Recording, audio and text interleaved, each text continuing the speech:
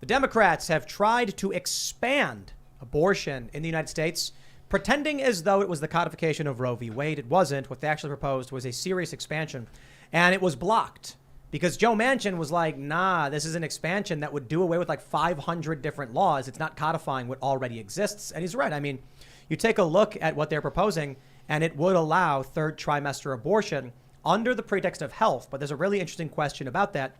If it says after viability, so you're basically saying the baby is healthy and capable of surviving on its own, viable, but you can kill it if the mother is sick.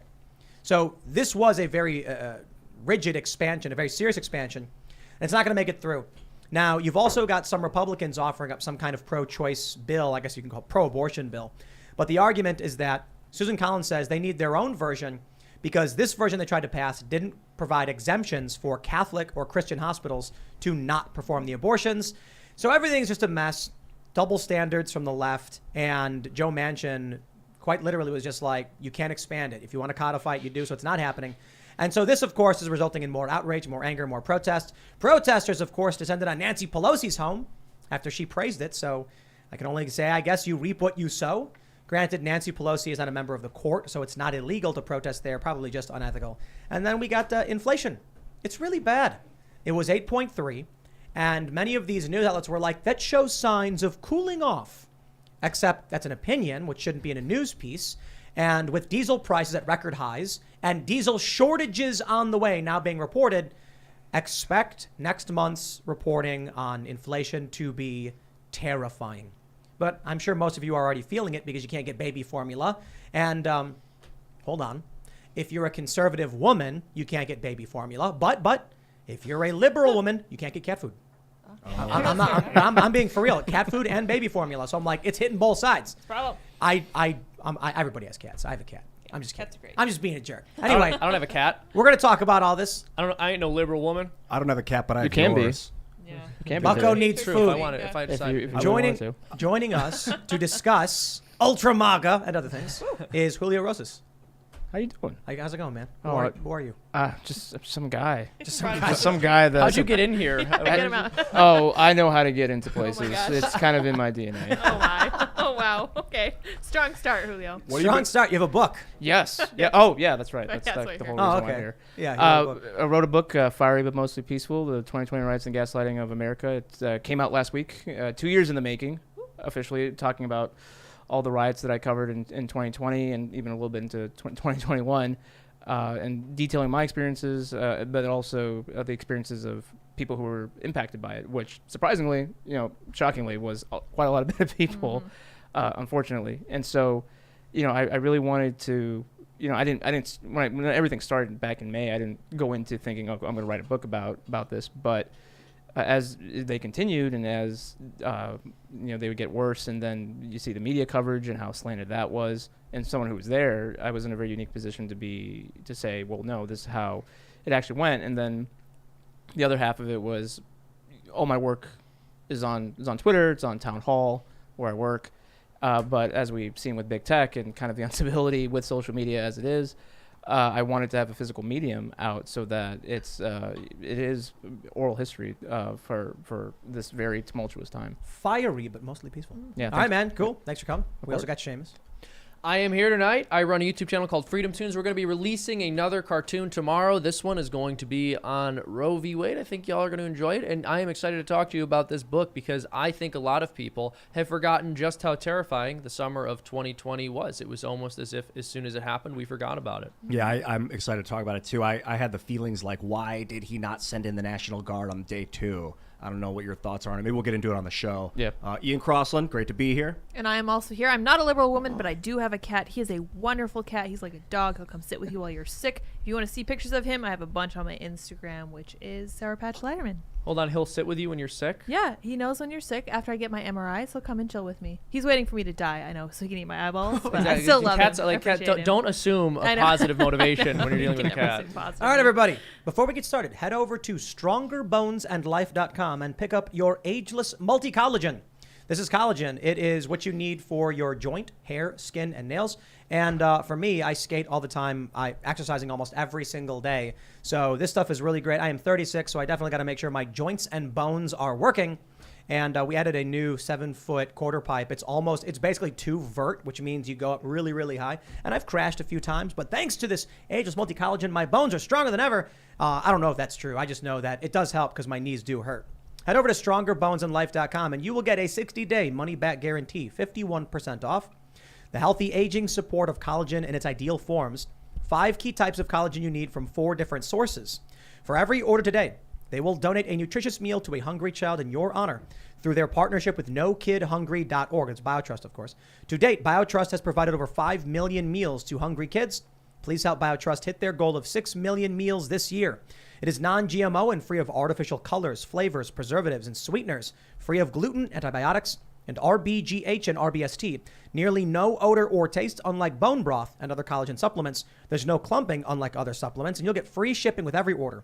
Free VIP live health and fitness coaching from BioTrust's team of expert nutrition and health coaches for life with every order, and their free e-report, the 14 foods for amazing skin. So head over to strongerbonesandlife.com to pick up your BioTrust Ageless Multi-Collagen. Shout out to BioTrust for sponsoring the show. And don't forget, head over to timcast.com and become a member to help support our journalists, to get access to exclusive segments from this show, Monday through Thursday at 11 p.m. We will have a members-only, uncensored, unfamily-friendly show up at 11 p.m., as I said. But there's a big reason why you should become a member. As a member, you are helping support alternative infrastructure in big tech because we recently moved over the entirety of the website, our video hosting, to Rumble's infrastructure. Now, Rumble's not perfect, of course, but it's competition for Silicon Valley. More companies need to do the same thing we are doing. We're not the only ones. Truth Social is also on Rumble's infrastructure. This is what we all need to do. Support companies that are using infrastructure from alternate tech sources. We've got major announcements because we are still working on new infrastructure so that we can tell these big tech, far left, cult Silicon Valley people to screw off and they can't cancel us. With your support, we'll make news. We will produce news, and we'll also make the news with the new infrastructure. So again, timcast.com, and smash that like button, subscribe to this channel, share the show if you really do like it, and let's read the big news from timcast.com. Senate Republicans and Manchin block Women's Health Protection Act. Quote, make no mistake, it is not Roe v. Wade codification. It is an expansion. It wipes 500 state laws off the books, said Senator Joe Manchin. So let's just do this. That's simple. The Democrats were acting like this was going to be federal codification of Roe v. Wade. That's not true.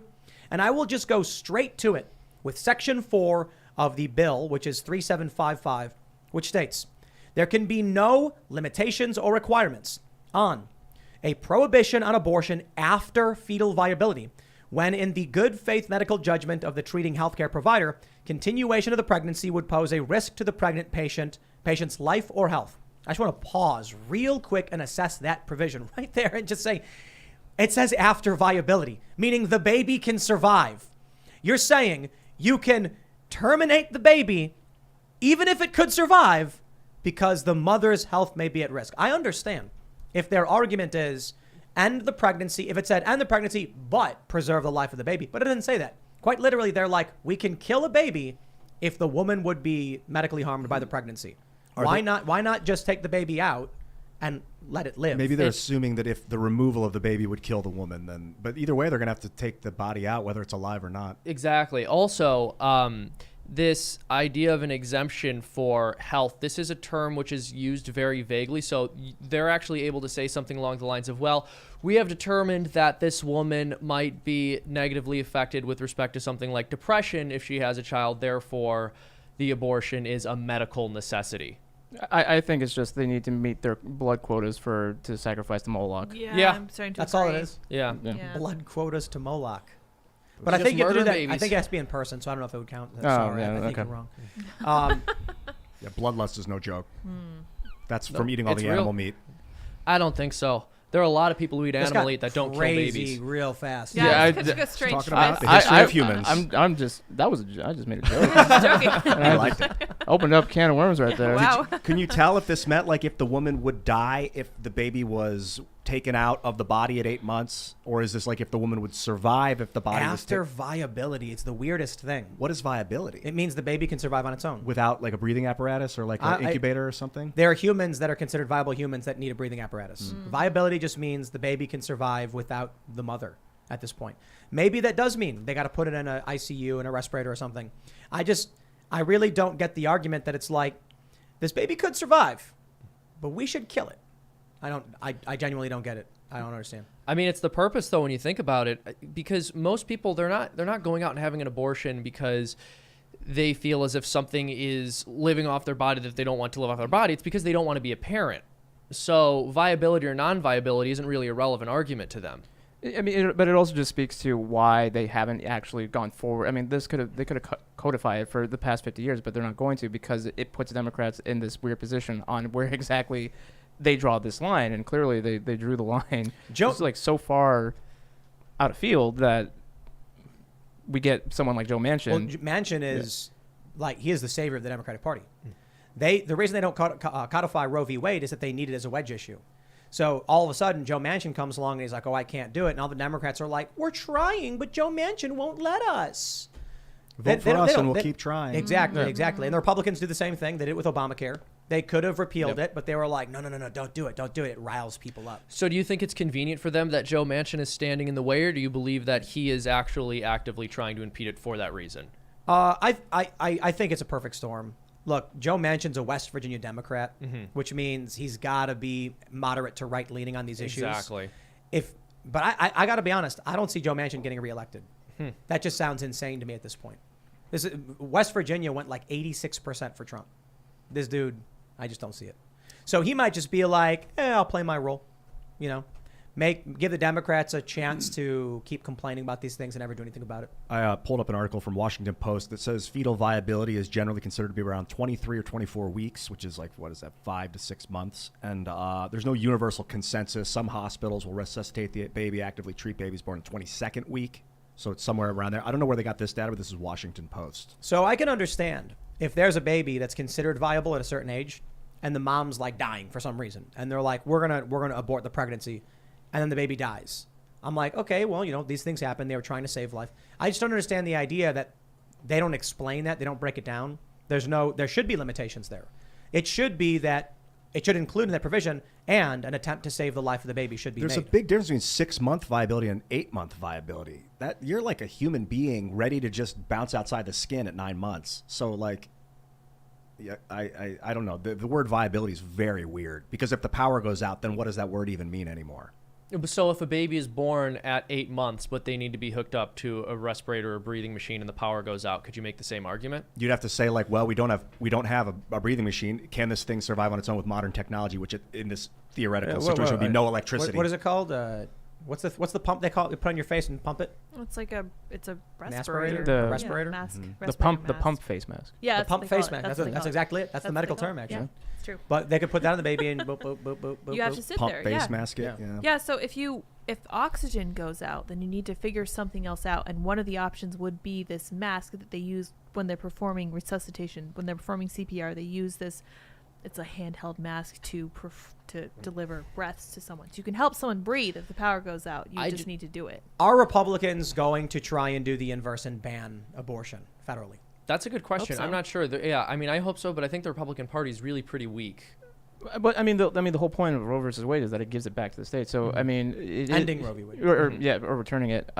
So I mean, ultimately that would, because that's the whole reason why we're kind of in this mess in the first place, in terms of this freakish outrage and them going to Supreme Court Justice's house, because there's this misconception that Roe v. Wade ends and then all of a sudden there's no more abortions just anywhere. And so I think, at least on the state level, obviously a place not like California is not going to do that because it's just so heavily Dem, but you would think that the states that are Republican controlled, so then maybe Republicans on the federal level wouldn't feel that pressure necessarily. I think this attempt right here, Democrats just lost any. I guess the idea is we tried to do it, but because of Manchin, you better go vote, which I just don't see being reality. They're making it about the filibuster. Yeah. Because they couldn't get best filibuster anyway. So it's all just pointless. It's pointless. Well, and then that's because they always just fall back to the filibuster because they have no other thing to fall back on when their things fail. So was there a filibuster involved in this process? Nope. They just didn't get the votes. Yeah. But even if they did, the filibuster wouldn't allow it. They would need 60 votes. It's not going to happen. So there was this really funny thread from Politico where this Democrat was talking about the economy. and giving a speech to other Democratic Party members and politicians. And it was like the other Democrats were shocked, and they were like, but nothing, this is not coming up in the polls. Like, who cares about inflation in the economy? And they were like trying to explain to them it's the economy, stupid. But you actually have Democrats who are sitting there right now being like, if there's one thing every American truly cares about this election, it's abortion. Meanwhile, there's a guy like, I have no gas. And they're like, but abortion. Another person goes, I'm hungry. Yes, but abortion. And then someone says, there's no baby formula. You could have aborted. It's like, is that, That's fair. that's their argument? And not only abortion, right? So I've said before, I mean, it's all murder, but if you're going to look at the perspective of your average American person, there are even many people who would consider themselves to be in favor of it or not in favor of banning it, who would say 9 months, that's pretty insane. But that's the hill that they're choosing to die on right now. We're more less restrictive than Europe. I mean, I mean, we had that whole funny clip of Bill Maher this week saying, "I didn't know this. Did you know this?" And his panels were, "No, we didn't know this." About Europe? Yeah. About how more restrictive they are over there. Bill Maher has made it's so sad. The end of his career is basically like, are you guys hearing about this thing that happened years ago? I just found out about this thing called the Google. It's like, Bill, we had the conversation about Europe 2 months ago. This dude doesn't have Google. He's never heard of it. He has rules. New rule. Yeah. New rule, everyone. You need to Google search something before you talk about it on your show. Okay. Let's give Bill credit. He is just the human version of Microsoft Explorer. It's fine. It's not a big deal. I wanted It's how he to. rolls. You mentioned, Seamus, that abortion is murder. Technically, it's not. It's just a type of killing right now. But just for specifics, you could. I mean, if you want to be pedantic, you feel like it's murder, but it's legally It's not legal. murder. I mean, it's like everyone when- that was killed in the Holocaust was murdered, even though it was legal. It's like You could argue that too, but Yeah, murder is a sure. specific legal definition. it's like when Stewie on Family Guy said, "It's not that I want to kill Lois. It's that I don't want her to be alive anymore. Well, I'm just I talking about want the- her not to be alive." No, being anymore." so murder is, if I understand, an unlawful killing, and I'm saying the law of our nation might not protect those lives, but that's no law at all. Yeah, I see. You understand. You think it is murder, but legally It it's is. not.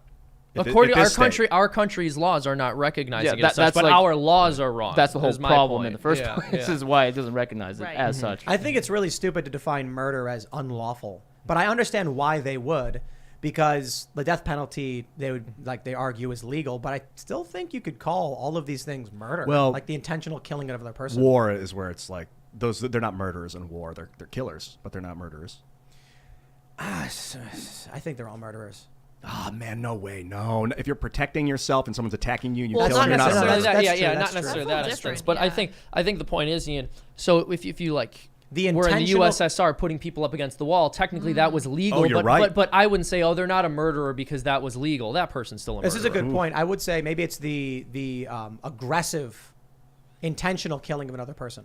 Even then, war, like you go into a machine gun nest and wipe everybody out with a grenade intentionally. Based. Yeah, that's not murder. You're killing for a living, That is an interesting point. I wonder where we could find where's the actual line and what would be a murder.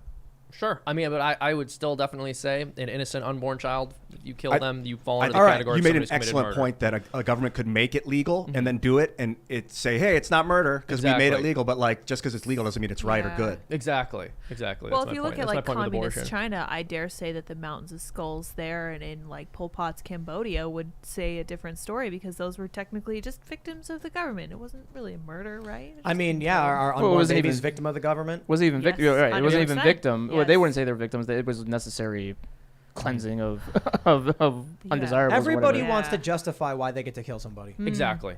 That's suspicious. I understand war, though. In times of war, consider everything out the window. You want to talk about your rights? Good luck when you're in a war.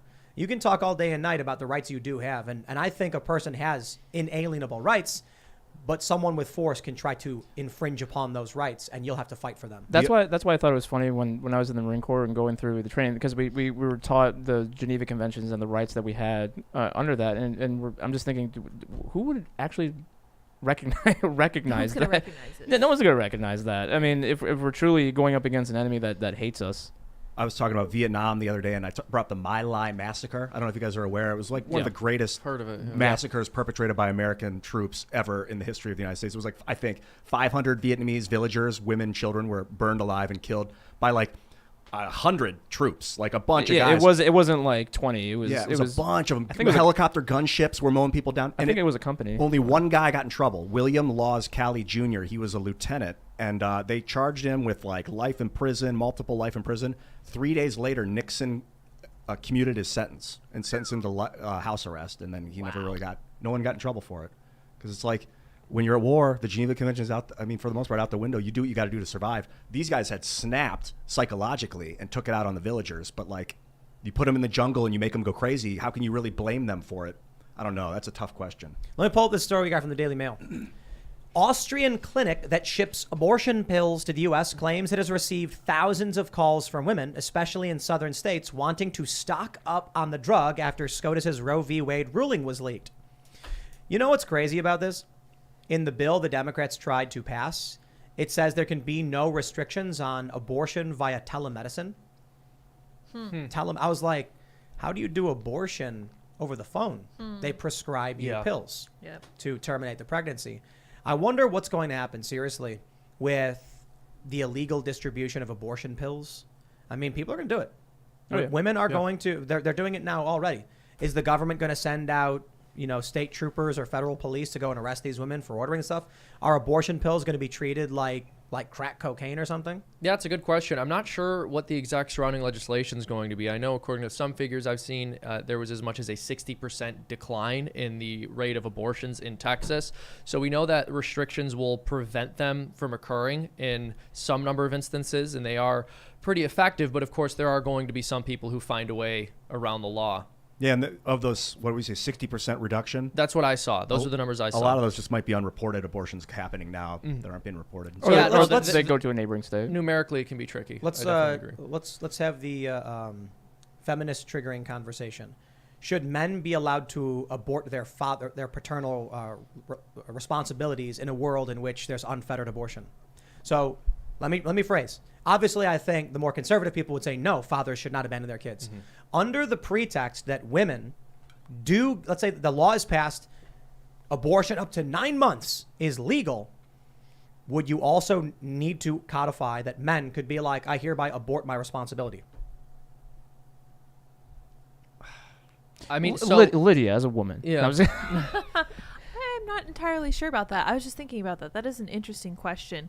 I do think that if a mother has the right, so-called, from the emanations and pin numbers of the Constitution to execute their poor unborn child, that a father should definitely have some say in whether he has to support a baby. I don't know. The idea is, if it's like my body, my choice, and it's like, okay, if you then choose to have a baby, and you could choose not to, which means killing the baby, then it is much less morally ambiguous for a father to say, I choose not to have a baby, because he's not killing it at that point. Well, right? I think what's absolutely true about this is when something like abortion is legalized and normalized, you do see a breakdown of the family. So if a woman does not have the obligation to care for her own unborn child, what obligation does a man have to care for his child?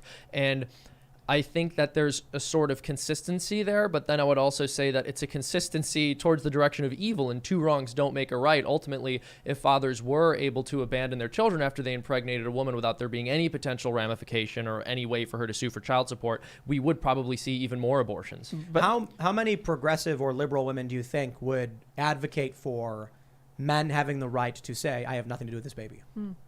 It's a good question. Not many. Yeah. Well, they would want the child support. They would say, you owe me money. Well, and that's why it's so funny when liberals are, this past week have been saying, well, then if you're going to force them to have kids, then the father has to be just as involved. And all the conservatives are saying, yes, absolutely. No, I know. Keep arguing. Again, it just shows just how kind of we're obviously it's not just limited to abortion. It happens with every single topic, but people just talk past each other and they don't really know what the other side actually wants. It is the rule. It is a tendency of the right to not know the left's argument, but the rule is they typically do. And it is the rule on the left, they don't know the right's argument. That's why the left, there's this meme going around where it's like, it's a 4-panel comic where someone says, my religion says I can't do this. And the person says, good for you. Then the person says, my religion says you can't do this. And they say, F off. And I'm like, you realize that means no gay marriage in churches and no abortions at religious hospitals. Because if you're saying okay to someone who says my religion says I can't do this, no cakes for you, no gay message cakes, no trans cakes, no abortions at religious hospitals, and no marriages at churches that say no. They clearly don't agree with that. They don't even know their own arguments. No, they literally don't. And I like cake. Well, also, the thing that I love about this is all of these hot takes about how men should have to take care of their children if they get a woman pregnant. They'll tweet something like, well, if abortion isn't legal, then a man who gets a woman pregnant has a responsibility to stay with her and care for the child. Like, it sounds like something me disguised as a liberal would say. Like, hey guys, you know what I think? I think these men should have an obligation to take care of the child that they make. And That's they're just- like, yeah. That's just marriage with extra steps. Yeah, exactly. I think if the man gets her pregnant, then he should swear an oath Whoa. till Whoa. death do them part. And you know what? I think he should financially provide for her, and she should have the opportunity to stay home and raise that child. I think she should be at home raising that child. If he conservatives should pay want to for ban that. abortion, then Yeah. we have to have traditional marriage. like, oh no, anything but that. Your terms are acceptable. Yeah. They're Exactly. arguing on your behalf for the next step of your argument. I know. Yeah. That's why it's like, guys, the pro-choice side, which is like the literal traditional liberal types who are sitting there confused, like shrugging.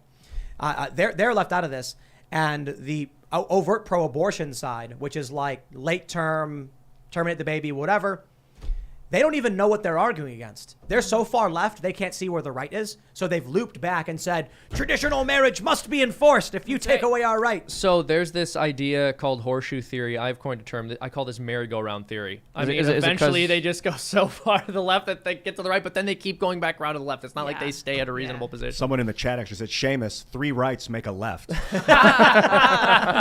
So when you get to 3, Exactly. That's the magic number.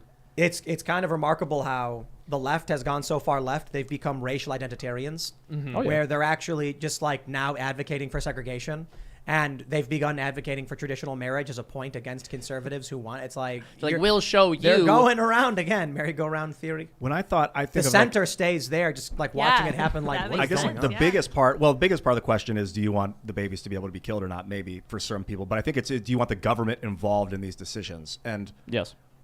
I've always thought child support made sense. Like if a guy goes out and gets 5 women pregnant and then he just goes off to Santa Barbara and to live on the beach and smoke pot, like he's created, like he has to follow through with what he's done. If women have the right to terminate the pregnancy and the man says, I'm out, then they have a choice to say, okay, me too. So this is the point. Yeah, explain that a little bit. I don't quite understand. If women have the absolute right to end a pregnancy because it's their body, then there is no legal argument for the man having any responsibility at all. The woman gets pregnant and she says, this is your fault, you got me pregnant. He says, you could always choose to get rid of it, have a nice day, and leave. Oh, we'd have a lot of unmarried pregnancies. If And that was happening. I got to be honest, I think the left would actually be okay with that. I think in the long run, yeah, they would adopt that position because ultimately they'll support anything that denigrates the family or familial responsibility. But there was a meme that said the reason they won't accept that position is because it takes power away from the woman. If the woman gets pregnant, she gets to choose whether or not the man is going to provide her or not. Right? So with marriage, you have 2 people who have to make an agreement. With the current laws, the woman can choose to terminate the baby or keep it, and the man has no choice whatsoever. So pro-choice people are not pro-choice. They're they're pro-abortion. They're pro-abortion. Because if they were pro-choice, it would involve the man's right to choose whether or not he wants to be a part of her family. Well, I just see it as, because when I was covering the pro-abortion protests outside Alito's home earlier this week, I was calling them that. They were pro-abortion protesters are at this house, and some people were just saying, oh, you're being so disingenuous by calling them pro-abortion. They're pro-choice. And it's the choice to do what? yeah. It's like when the people are like, the Civil War wasn't about Well, slavery. as It's about states' rights. States' rights to what? Yeah. No, exactly. And so, Yeah. I mean, I just view it as that's what they're advocating. I mean, that's the whole. They're not. But let's Can I make one point real quick? No. This whole okay, all right. Well then. No. James, go ahead. This whole point you just made here, where they would claim it was disingenuous for you to call them pro-abortion instead of pro-choice. That logic can be extended to literally any political position. I'm not pro-gun. I'm just pro a person choosing to have a gun. You have to call gun rights advocates pro-choice now. You can't call us pro-gun. You have to call us a good point. pro-choice. I'm pro-choice on guns. Yeah, exactly. People should have a right to choose. And which I gun have they no bear. problem saying I'm pro-gun. I'm pro-gun. Yeah, So exactly. Why won't they say pro-abortion? Because they know it's evil. We had in the Timcast newsroom some articles that were like saying pro-life, pro-abortion, anti-abortion, pro-choice, anti-choice, whatever. I don't know if we ever said anti-choice, but I was just like, I saw a few articles and I thought to myself, we shouldn't use pro-life or pro-choice. Those are political terms. We should just refer to the groups and what they advocate for in that time. So when the left goes out and like, we are pro-choice, and I'm like, no, you're pro-abortion. Because I could name a million circumstances where you don't care about a person's right to choose anything. Right. Vaccine mandates is very obvious. And then say, yeah, well, pro-lifers aren't pro-life because they're for the death penalty. And I'm like, yeah, we're going to call them anti-abortion. If you are at a protest and you're like, abortion should not be allowed, you are an anti-abortion protester. Saying pro-life is a political term, and I'm not going to make an argument about what life means or what choice means. If you go out and you say, we want abortion, you're pro-abortion. If you say no abortion, you're anti-abortion. We're done. That's it. Yeah, well, it's funny because they will usually try to use terms like anti-abortion as a smear, as if it's something to be ashamed of that I'm against abortion. Oh, no. They'll also use terms like pro-birth, like you're not pro-life, you're just pro-birth. I'm like, yes, you maniac. What is Yeah, wrong of with course. being pro-birth? Like, Because they don't know what your argument is. yeah. And so they say, like, when I see all these memes on Facebook, I'm like, it's so frustrating because they've never talked to a conservative about this. And then, so I can see this and I'll say something like, they'll say something ridiculous like it's about power and old white men. And then I'll say something like, actually, the majority of pro-life people tend to be Women. female. That's right. And it's actually really simple because there's slightly more women in this country. You can call it whatever you want. And then they'll say, you're a right winger. And I'm like, I'm just trying to tell you what they're saying because you're not talking to them. Yeah. But they don't. When it comes to pro-choice, I think the reason that we're going to use, because some people will say, I don't want an abortion, I'm not going to get one. But I don't think the government has a right to stop other people from deciding that stuff. Does that But mean? can I make a point here? What All if you have a 5-year-old and you lose your job and you can't afford it anymore? Are you pro-choice? Well, it depends on how you feel. Well, should the You government be involved in whether or not you strangle your kid to death because you're broke and can't afford the kid? Good question. What if you have a 9-month-old baby? Like it's been out of the womb gestation for 9 months in fresh air, and then one day you're like, I have no money. Should Goodbye. you have a right to choose? Oh, I think that when you say pro-life, it's implicit that it's involved only when you're talking about the abortion conversation. That's what that why I means. said we won't use either in the context of these protests. Timcast.com won't say a pro-life protester or a pro-choice. We'll say anti-abortion or pro-abortion. Someone who shows up and says, I'm pro-life, it's like, it's a political term. And there are many areas of life you are not saying all life is sacred. I would say, like, if I'm pro-choice, but I don't think the government should get involved, but I'd be happier if no one ever got an abortion. I'm not pro-abortion. I think abortion's horrific. You're not pro-choice. Well, I don't want the government to be like, you can't decide Ian, what to do with your but- body. so can I ask you, if Your you were body. someone who is in favor of the Second Amendment and strong gun rights, but you didn't personally own the gun, would we not still call you pro-gun? We wouldn't just say, well, he's pro-choice. He's pro-allowing to choose, allow someone to choose whether they're going to own a gun. Like, we don't do this. Yeah, like, we don't do this with any other political conversation. The You're either pro-choice, yeah. Well, You're it's either- a second-tier conversation. It's a second-tier label already. The you abortion wanna know why? topic is already there You want to know why they call themselves pro-choice? because it sounds better than pro-abortion. Absolutely. Well, yeah, because Yeah. abortion is like the actual procedure. Is And also, And- a lot of and- people don't want to get abortions that feel like the government shouldn't be involved in the decision. Pro-life sounds better than anti-abortion. Granted, pro-choice, in my opinion, sounds worse. Oh, no, Like perfect pro-abortion sounds worse than anti-abortion sounds. Yeah. But these are political terms meant to garner support. I look at it this way. What does it mean to be pro-life in a general sense? I do not believe it encompasses all life. I certainly think there's an argument from conservatives about some people through due process forfeiting their right to life, the death penalty. I can understand that. But I don't think that is part of the conversation. So I don't like the term pro-life. It's a broad generalization. Pro-life's an abuse. Anti-abortion is fine. You oppose abortion. Seamus, are you anti-abortion? Yeah, I am. And Okay. I'm fine with anti-abortion that as a title. label, but I still think pro-life is consistent because my desire to be anti-abortion, and it comes from an understanding that all human life is precious and sacred. So I'm just very pro-human life. And so my issue is the conversation around the death penalty is not a part of the pro or Yeah. anti-abortion argument. So if there are protesters outside saying abortion should be banned, I'm not going to be like, interesting, the signs they're holding up send a strong message about the death penalty. Because it doesn't. You don't know their position on the death penalty based on them saying they're opposing abortion. That's why I'm like, if there was a protest for or against the death penalty, we'd say pro and anti-death penalty. Well, yeah, exactly. So the pro-life only is in the reference of abortion is what that means. And pro-choice is only in the reference of abortion. Nobody says... No leftist goes to an anti-death penalty protest holding up pro-life signs. Right. If you were to go talk all right, about the to death be penalty. fair, if that language was not already being used in the abortion debate, they probably would. Well, maybe. In the context that I've seen is that because I've been covering the southern border crisis a lot, especially since last time I was on here. No one who advocates for what the Biden administration is doing, which is essentially opening up the southern border to illegal immigration, they're not going to say they're pro-open borders. They're going to say they're pro-immigrant. They're pro-asylum seekers, even though when you break that down into, well, who's crossing and how are they crossing, what are they doing after they illegally cross an international border, it gets into these word games. I will say though, I am pro breakfast burrito. Oh, yeah. Those Yeah, are me good. too. Same, yeah. I think we can all agree on that. How many? Yes. How many? What percentage of pro-life individuals, conservatives, do you think would take issue with being told they were anti-abortion and having that label on them? That's a good question. I don't think anyone who's against abortion would be upset being called anti-abortion. And I can I tell could be you, wrong. I can don't tell know. you I outright. can't speak for everyone. I can tell you outright that when I say pro-abortion, they lose their minds. Mm-hmm. They say, "No, we're Lefties. not." Well, that's We're what just I'm saying. talking about- That's exactly what I've been experiencing these past few weeks on random Twitter. This is users. what David Pacman tweeted. It says, "Where are the pro-abortion people?" I saw that. Oh my And then, gosh. Hassan made a joke and he was like, me, I'm trying to do this. And then I screen grabbed it and then he accused me of not understanding it was a joke. And I was like, I thought it was funny actually.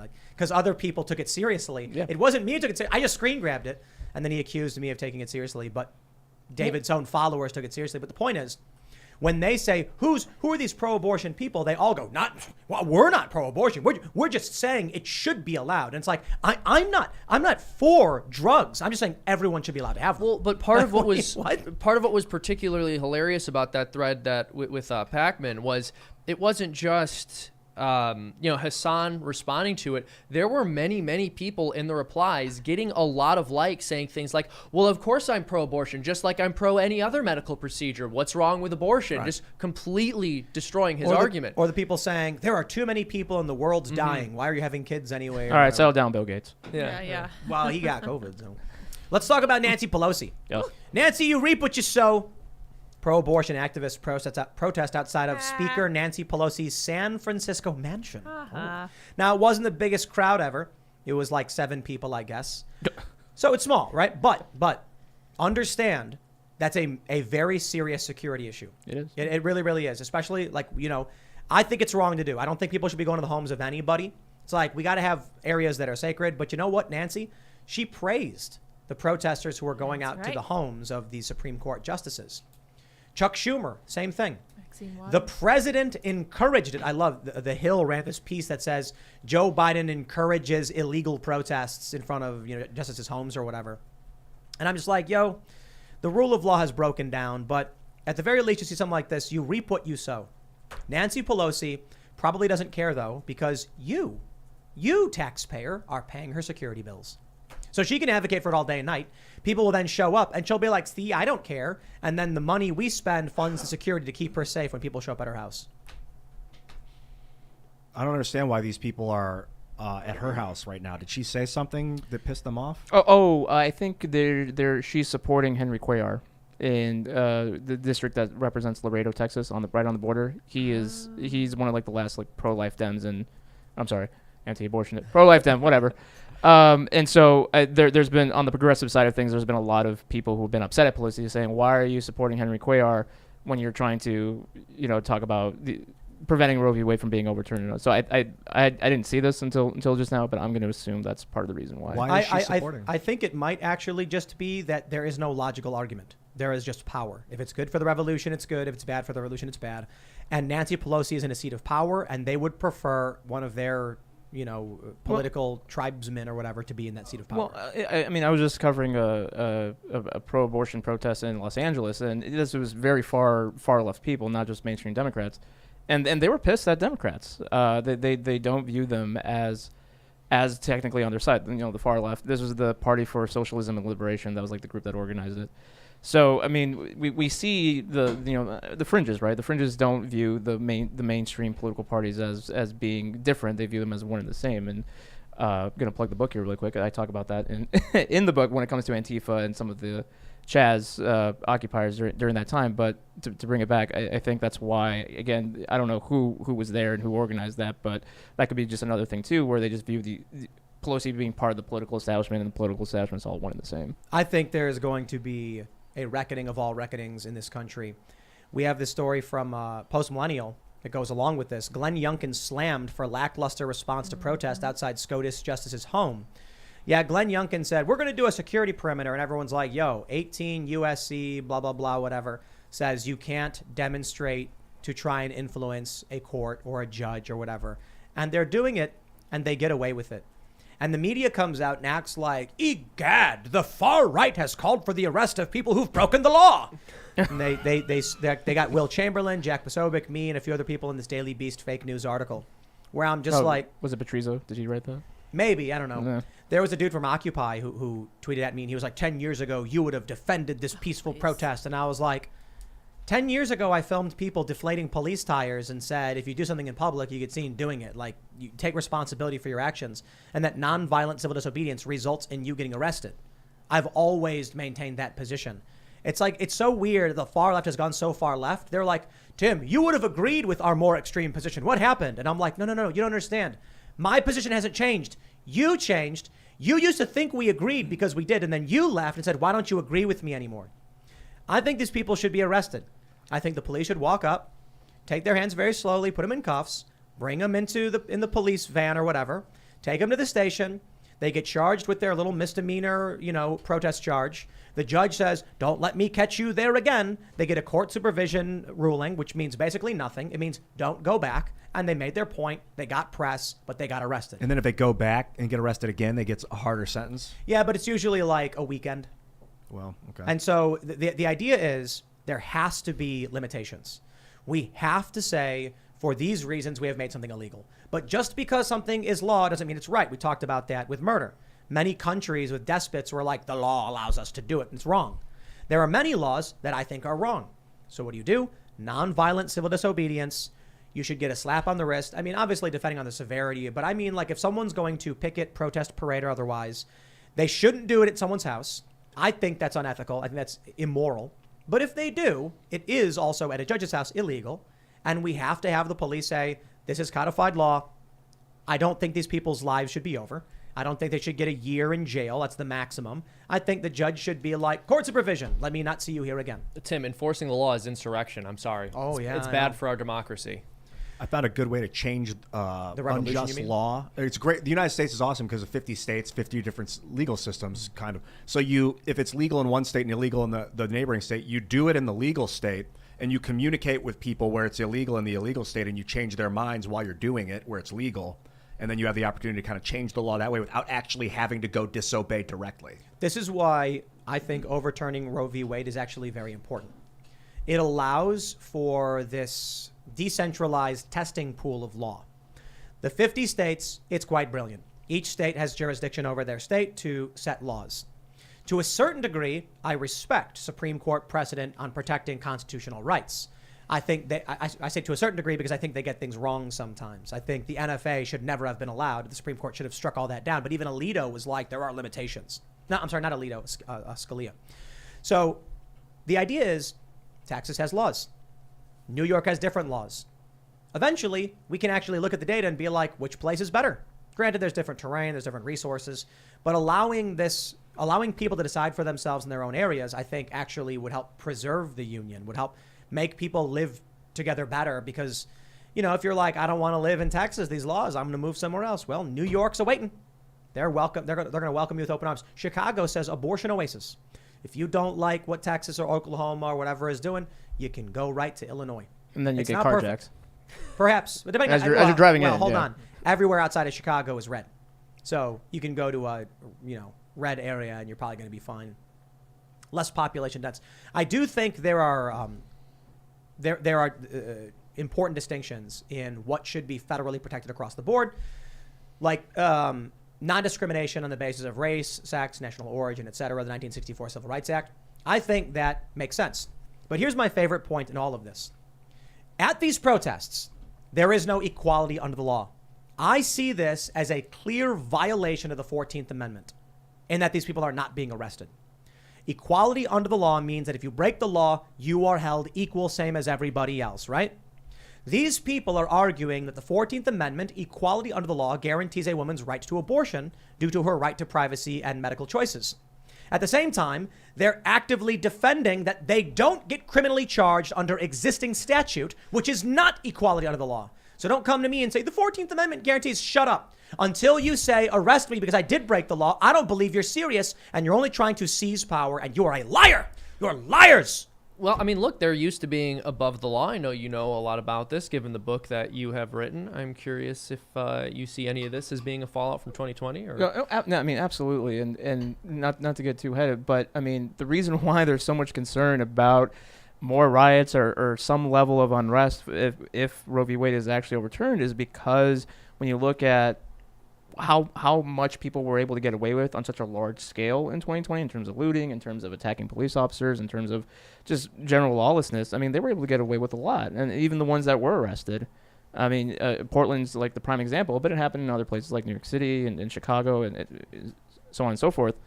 And so that's why, why wouldn't they run the same playbook? Because not only are they going to get favorable media coverage like they already have, and not only are they going to get the blessing of Democrats like like right now, there's a very good chance of not facing any consequences if they do anything very, very severe. So, I mean, part of the reason for the book is to explain how we got here as a country, and we've lost the plot on just so many things, and we are in such a worse position to be able to confront not even just like issues of racism or abortion, but it's just because people saw violence worked to a degree. It's okay. Well, why not just continue that when we don't get what we want? Yeah. So, what was the most shocking part about the 2020 riots to you, as someone who's done extensive research on this? So, it was my main takeaway was just how fragile society is, and it's pretty fragile. I mean, and when we look at, 2020 was also just such a unique year, right? Because we had the emergence of COVID, we don't know too much about it, and all this panic around it, and then we also had a very heated presidential election, and then there was the spark with George Floyd. So when you get these conditions just right, and that's why since the Derek Chauvin trial, there hasn't been really anything crazy happening, because there have been instances where I thought, a police action that's controversial, maybe I should go to that city, and then nothing happens. But because there needs to be more buildup, kind of, the country has gone through these cycles of buildup and then rage with the summer riots in 68, 67. Then we look at Ferguson, and then now with Minneapolis in 2020, 2021.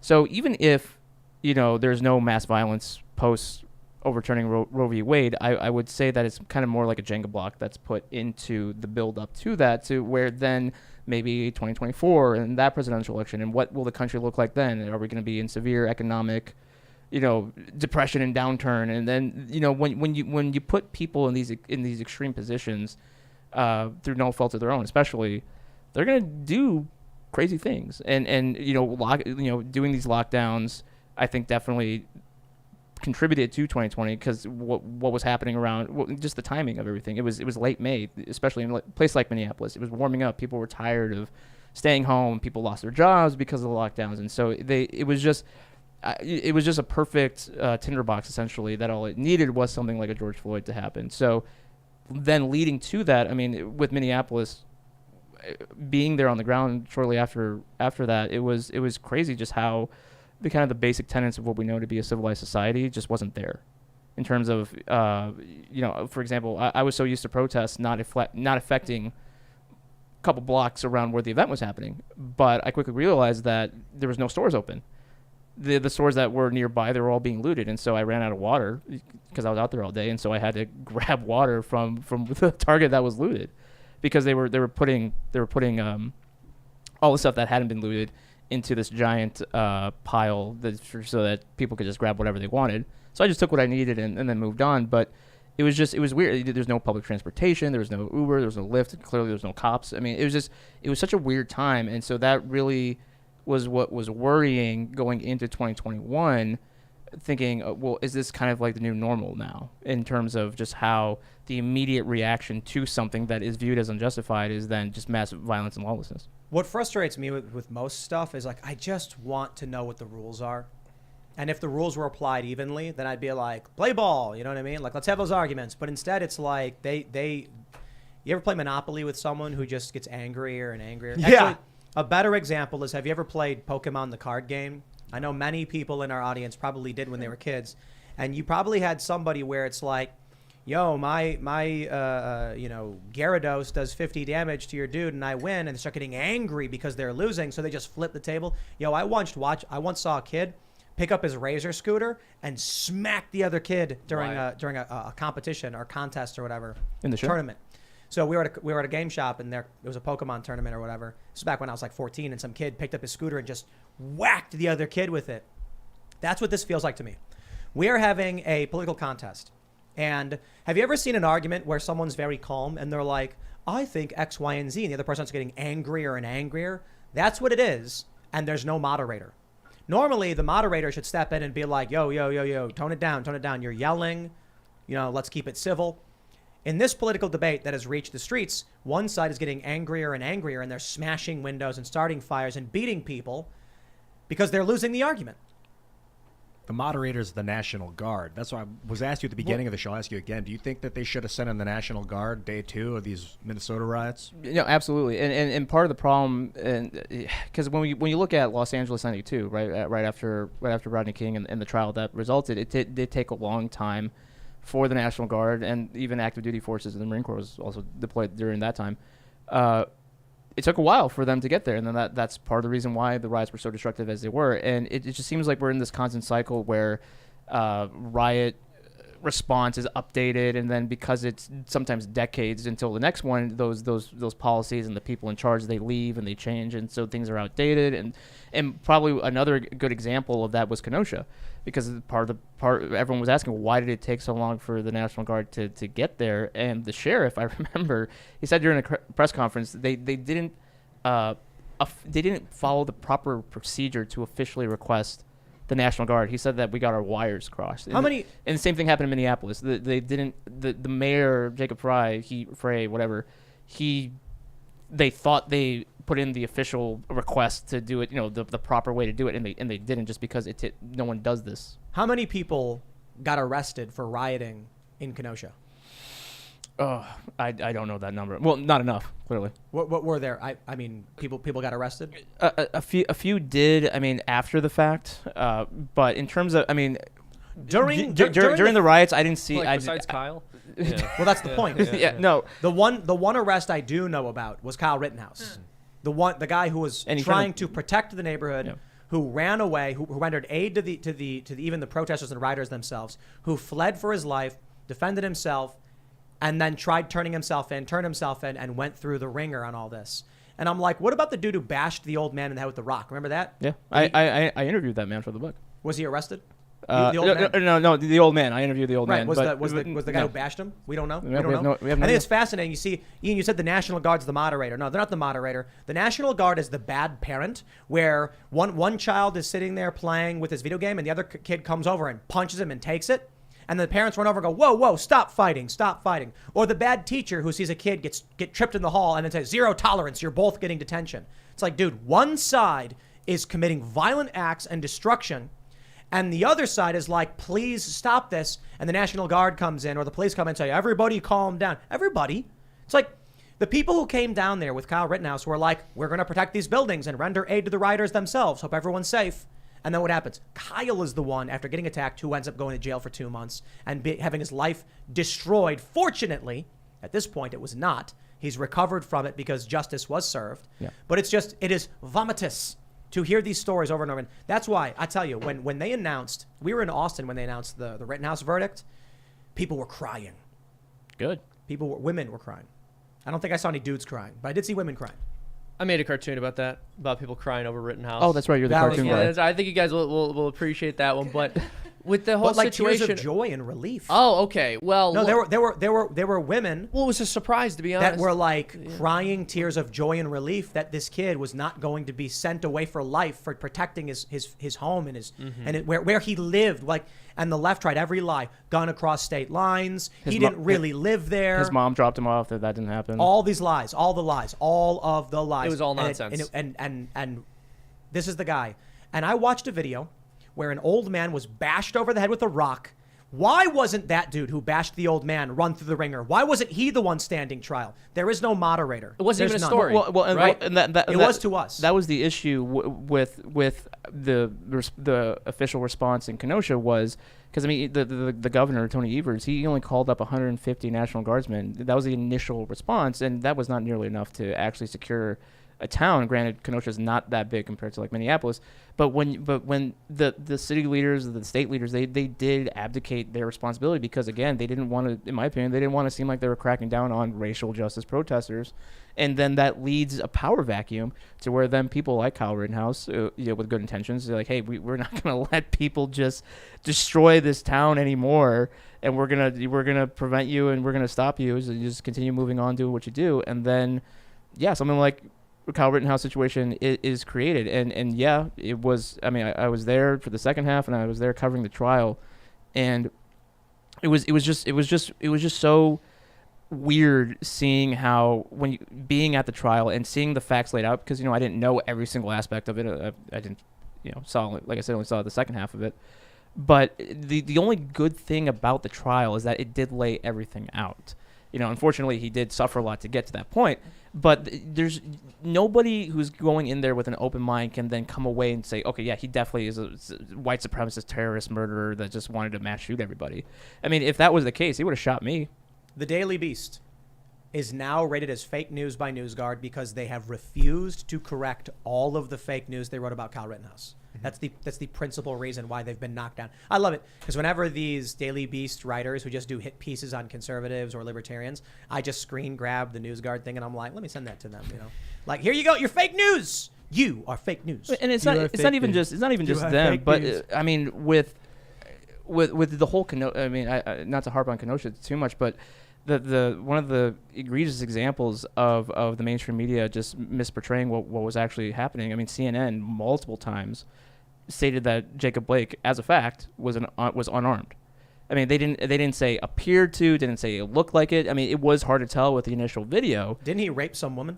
So the two kids that were in the back seat of the car, and I mean, this is what led to the whole thing, was that the woman that he took the kids from, that was who he sexually assaulted, and so that's why she had a protective order against him, and that's why the police were called. And so when the police were on their way, they said, oh yeah, by the way, he has, this is his history, and so he's re-victimizing this woman and trying to take her kids, and then and he's armed with a knife, and the taser apparently didn't work, and so I mean the video alone, like when I first saw the video, I thought, okay, yeah, this looks bad, but this doesn't just happen. A cop is not going to just plug away at this guy in the back.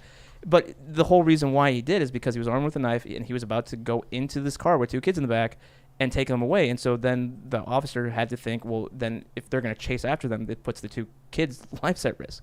Who's this guy? Do you guys know who this is? Saints? I don't know football. Quarterback. No, who is he? I don't know. People in the chat don't know. Saints player. He's a guy. More like the Aints. He's holding a football, and he's got Jacob Blake on his helmet. Oof. Yeah. What he was convicted of sexually assaulting that woman, wasn't he? Yeah, I think so. Yeah. And so she had a protective order, a protective order. I don't know if he was convicted, but there was a protective order because she made that. Yeah, because she had that case against him, and so and it's not even just that guy. I remember. I think the WNBA also did something for Drew Brees. Is that what they're saying? Drew Brees, yeah, Saints quarterback. Imagine being like a celebrity and putting like Dahmer on your hat or helmet. Kamala Harris visited him in the hospital, and he said, "Oh, they're a good family. They're a good family." Sorry, that's what she said to him too, Tim. What? The laugh. From Wikipedia, it says Blake had a warrant for his arrest from July based on charges 3rd-degree felony sexual assault, trespassing, and disorderly conduct for domestic abuse. He wasn't convicted? He had a warrant for his arrest. Okay, innocent until proven guilty.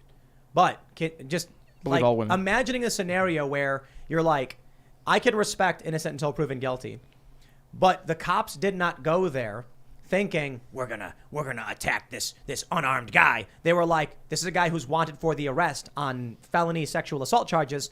We need to bring him in. And yes, you do need to bring that person in. You can be innocent until proven guilty, and the state has a right to stop you and those charges to be levied against you. He resisted. He grabbed a knife, at the very least. A guy holding a knife who was wanted for sexual assault, and they're like, I'm going to put his name on my helmet. Well, and that was to go back to my initial point with the media initially saying, as a fact, not even being speculative, saying he was unarmed. I mean, do you not think that didn't incite people to come from Madison, to come from Chicago? There was guys that came from Minneapolis to take advantage of what was going on. I mean, and that's why it's so frustrating having been there. I mean, that was what the title of my book, right? I mean, because CNN, it's like, Because I've met Omar Jimenez, who was a reporter. That was MSNBC, right? No, Or CNN. CNN? CNN. Yeah, I think Omar is a good reporter, and so he was stating on the ground that this was a riot that was happening, but it's like CNN has this automatic reflexive response to just be wrong on something, and so the Chiron writer was fiery but mostly peaceful. I mean, that doesn't even make sense. We used to call this group the tourists, where when I would cover protest or unrest, these same people were at every protest, no matter what the cause was. Some of them actually bragged about going to Turkey and to China to advance the protests in those countries. And at that point, I'm just like, you work for the CIA or something? Because like the fact that you're in China organizing protesters and Turkey, I have to wonder. But no, I don't genuinely think or accuse them of being intelligence or anything. I think they're revolutionaries, and I think they just want to destroy. So you'd be in New York and someone would be like, Trayvon Martin, and sure enough, there this group is. My favorite moment was the Trayvon Martin protest when some of the tourists arrived, knew how to manipulate a protest march, got in front of it, and then tricked the march into going to Wall Street to protest at the Bull. And the actual organizers were like throwing their arms in the air, like, why are we here? Like, we're supposed to go to the police station. But instead, like, there's people jumping on the Bull and stuff. And I'm like, yeah, the tourists took over. They're extremist revolutionaries. This is what you need to understand. These people cannot engage in violence unless they have a shroud of regular people to protect them. They would love to go out with 10 people and smash windows. They would get caught. What they need is a shock moment that will garner 200 people to come out. They then tell everybody, show up in solidarity, wear all black. So they can, and then they can destroy things, smash things, burn things, etc. And it's impossible for the state to figure out who did it.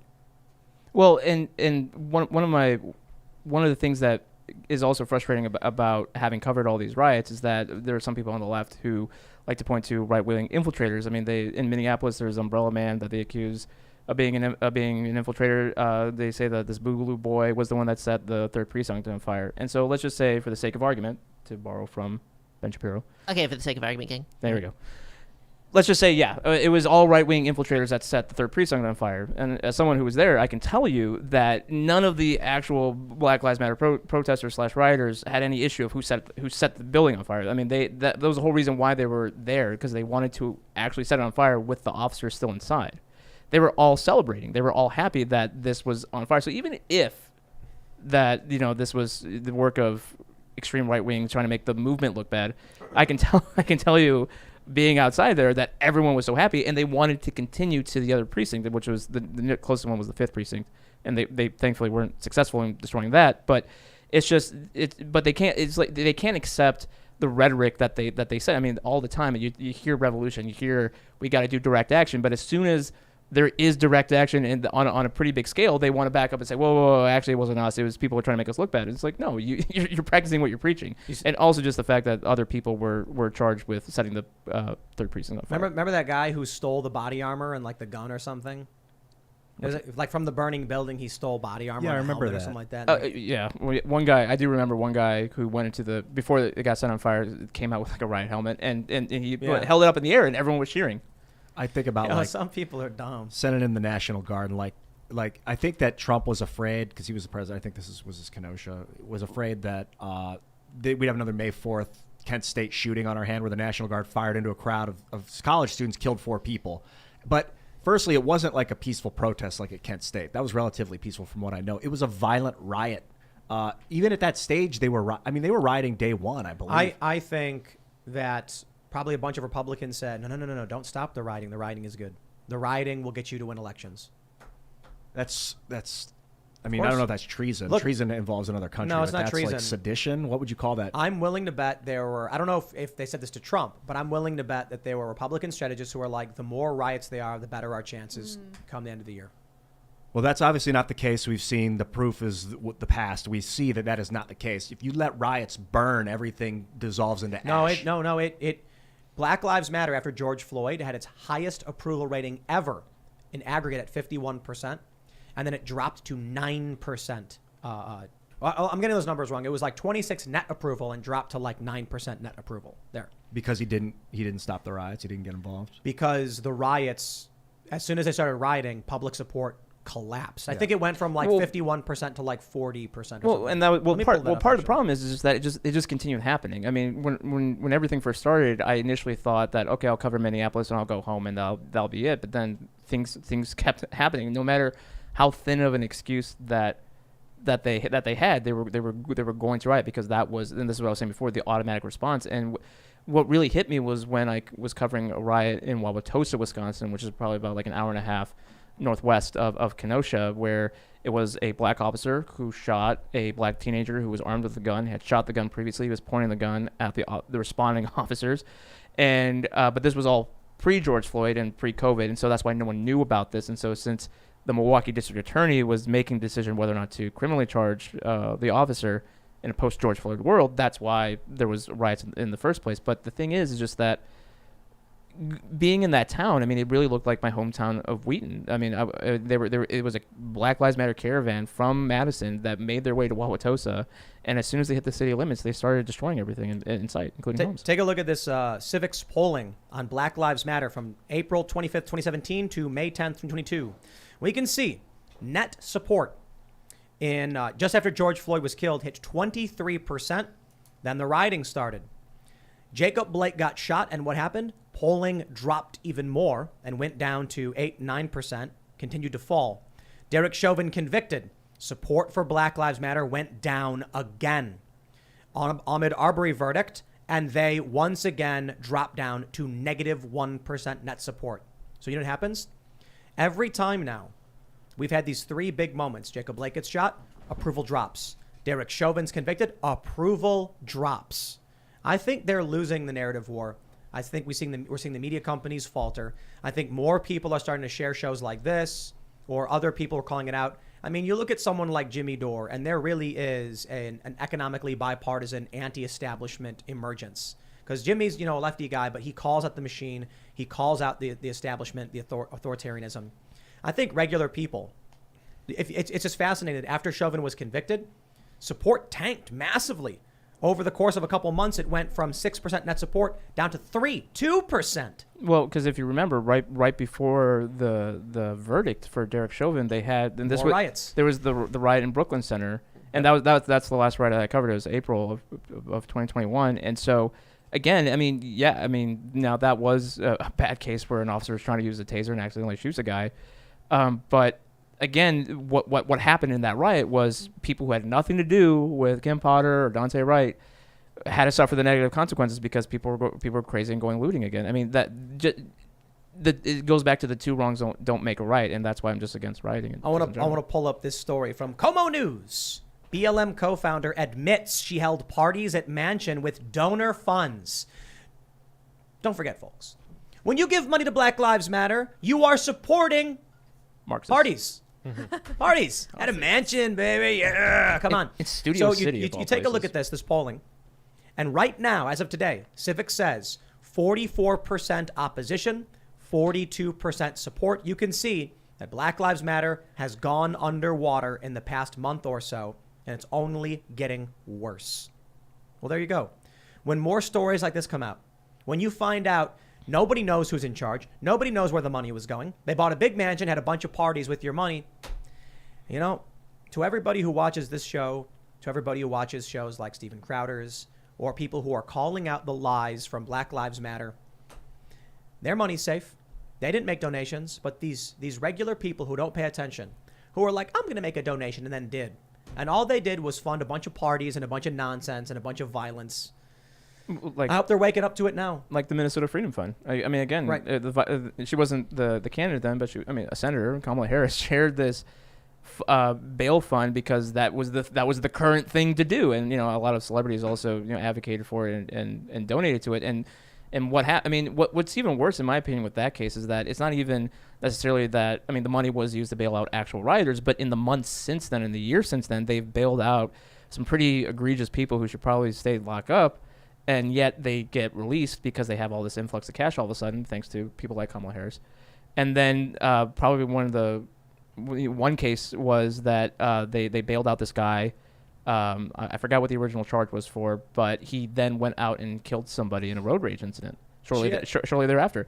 And the Minnesota Freedom Fund, they put out a statement saying, they confirmed that yes, our money was used to bail them out, and then they deleted it because I think they were getting like too much backlash. So this is the problem with supporting the current thing and the emotions running high, is that you're right, people don't think through what's actually happening, because if you actually knew how like peaceful protesters work, and when they're actually arrested by police, a lot of times they just get written a ticket. Right. They don't need to get bailed out, but because someone wanted to do something and it looks good and we're going to virtue signal, and now people are dead. I think it's these leftist organizations know what they're doing. I remember during Occupy Wall Street, there was the National Lawyers Guild, and they were helping people that I had witnessed be wrongfully arrested, and the cops lied. And so I was like, well, that's cool. They're like lawyers, and they observe to make sure, no BS from the cops. Okay. Then I saw them one day at a protest where there was a bunch of right-wing people wanted to have have a protest, or they wanted to have a rally. So the left showed up to oppose that rally with violence. The National Lawyers Guild was on one side defending Antifa. And I saw them and I was like, how come you guys are only observing one side? And they were like, what? And I'm like, shouldn't you be observing protests in general? Why are you just with them? There was a group of black-clad people wearing masks and sunglasses with crowbars and 2x4s and bats. And they were like, we're here to protect these protesters. And I'm like, the guys over there with shields are protesting. I don't understand why you're not protecting them. It's because these organizations don't exist to protect the right to protest. They exist to serve the revolution. Yeah, absolutely. I mean, I see those guys out there all the time, and they definitely are. And look, I'm not for police cracking down on people unjustly. It's just that in all the riots that I personally covered, it was always rioters making the first move and police responding in kind. It's amazing watching the right try to protest and having no experience and no organizational power, and they think they can go up to these cops and say things. It's funny watching these videos, and you'll see these conservatives being like, yo, why are you arresting him? He didn't do anything. I don't understand. Like, what's going on? And it's like, wow, that's exactly what the leftists say. Like these people thought they could show up and that the cops were going to treat them like, these guys support us, so we're going to be nice to them. Right, no. Then you see those videos where the people are throwing the Blue Lives Matter flag in the dirt and stomping on it in front of the cops because they finally realize, like, dude, those cops don't care about you, dude. You go out protest. That's why the left, they've been organizing for decades, and they have infrastructure and money behind them.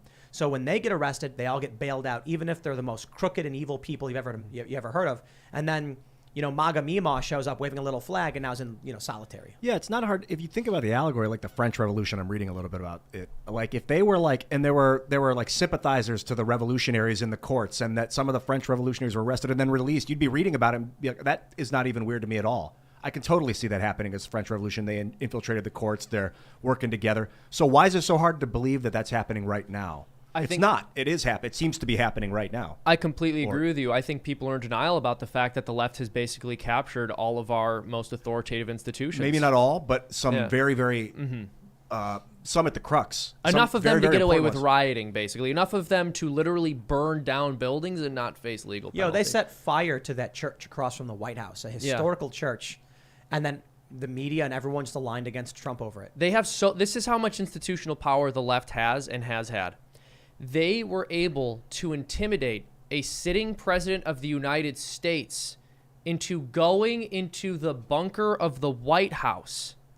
And it was not criticized by the media. They were considered to be peaceful protesters. They praised it. Yeah. They laughed exactly. at him. And they laughed at Trump, right? They laughed at this. And then they accused the right of being insurrectionists. And in that riot, there were 60 Secret Service officers who were badly injured.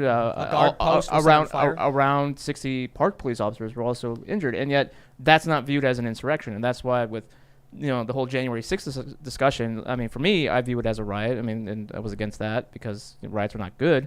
But it's just I don't care what anybody has to say about January 6th if they then look at what happened at the White House. And there, because I mean that was also an attack against one of the branches of government. I mean, it's just I know we get into the whole double standard and hypocrisy, but it's important to point that out because when we're talking about the history of our country, that we have to remember where people stood when things were on other sides of the debate. Yeah, well, I remember all throughout the summer of 2020 when the left was rioting, I was seeing hot takes from lefties who were saying things along the lines of, oh, all the 2A conservatives who said they wanted to stand up to a tyrannical government are awfully silent right now, arguing basically, if anyone remembers, that conservatives should be laying down their lives for a left-wing insurrection. Then, all of a sudden, the left decides to start pretending that they're against insurrection, labeling January 6th an insurrection, which is a bizarre thing considering basically no one had weapons. We also know there was we're pretty sure based on the evidence, there was a lot of involvement from feds there.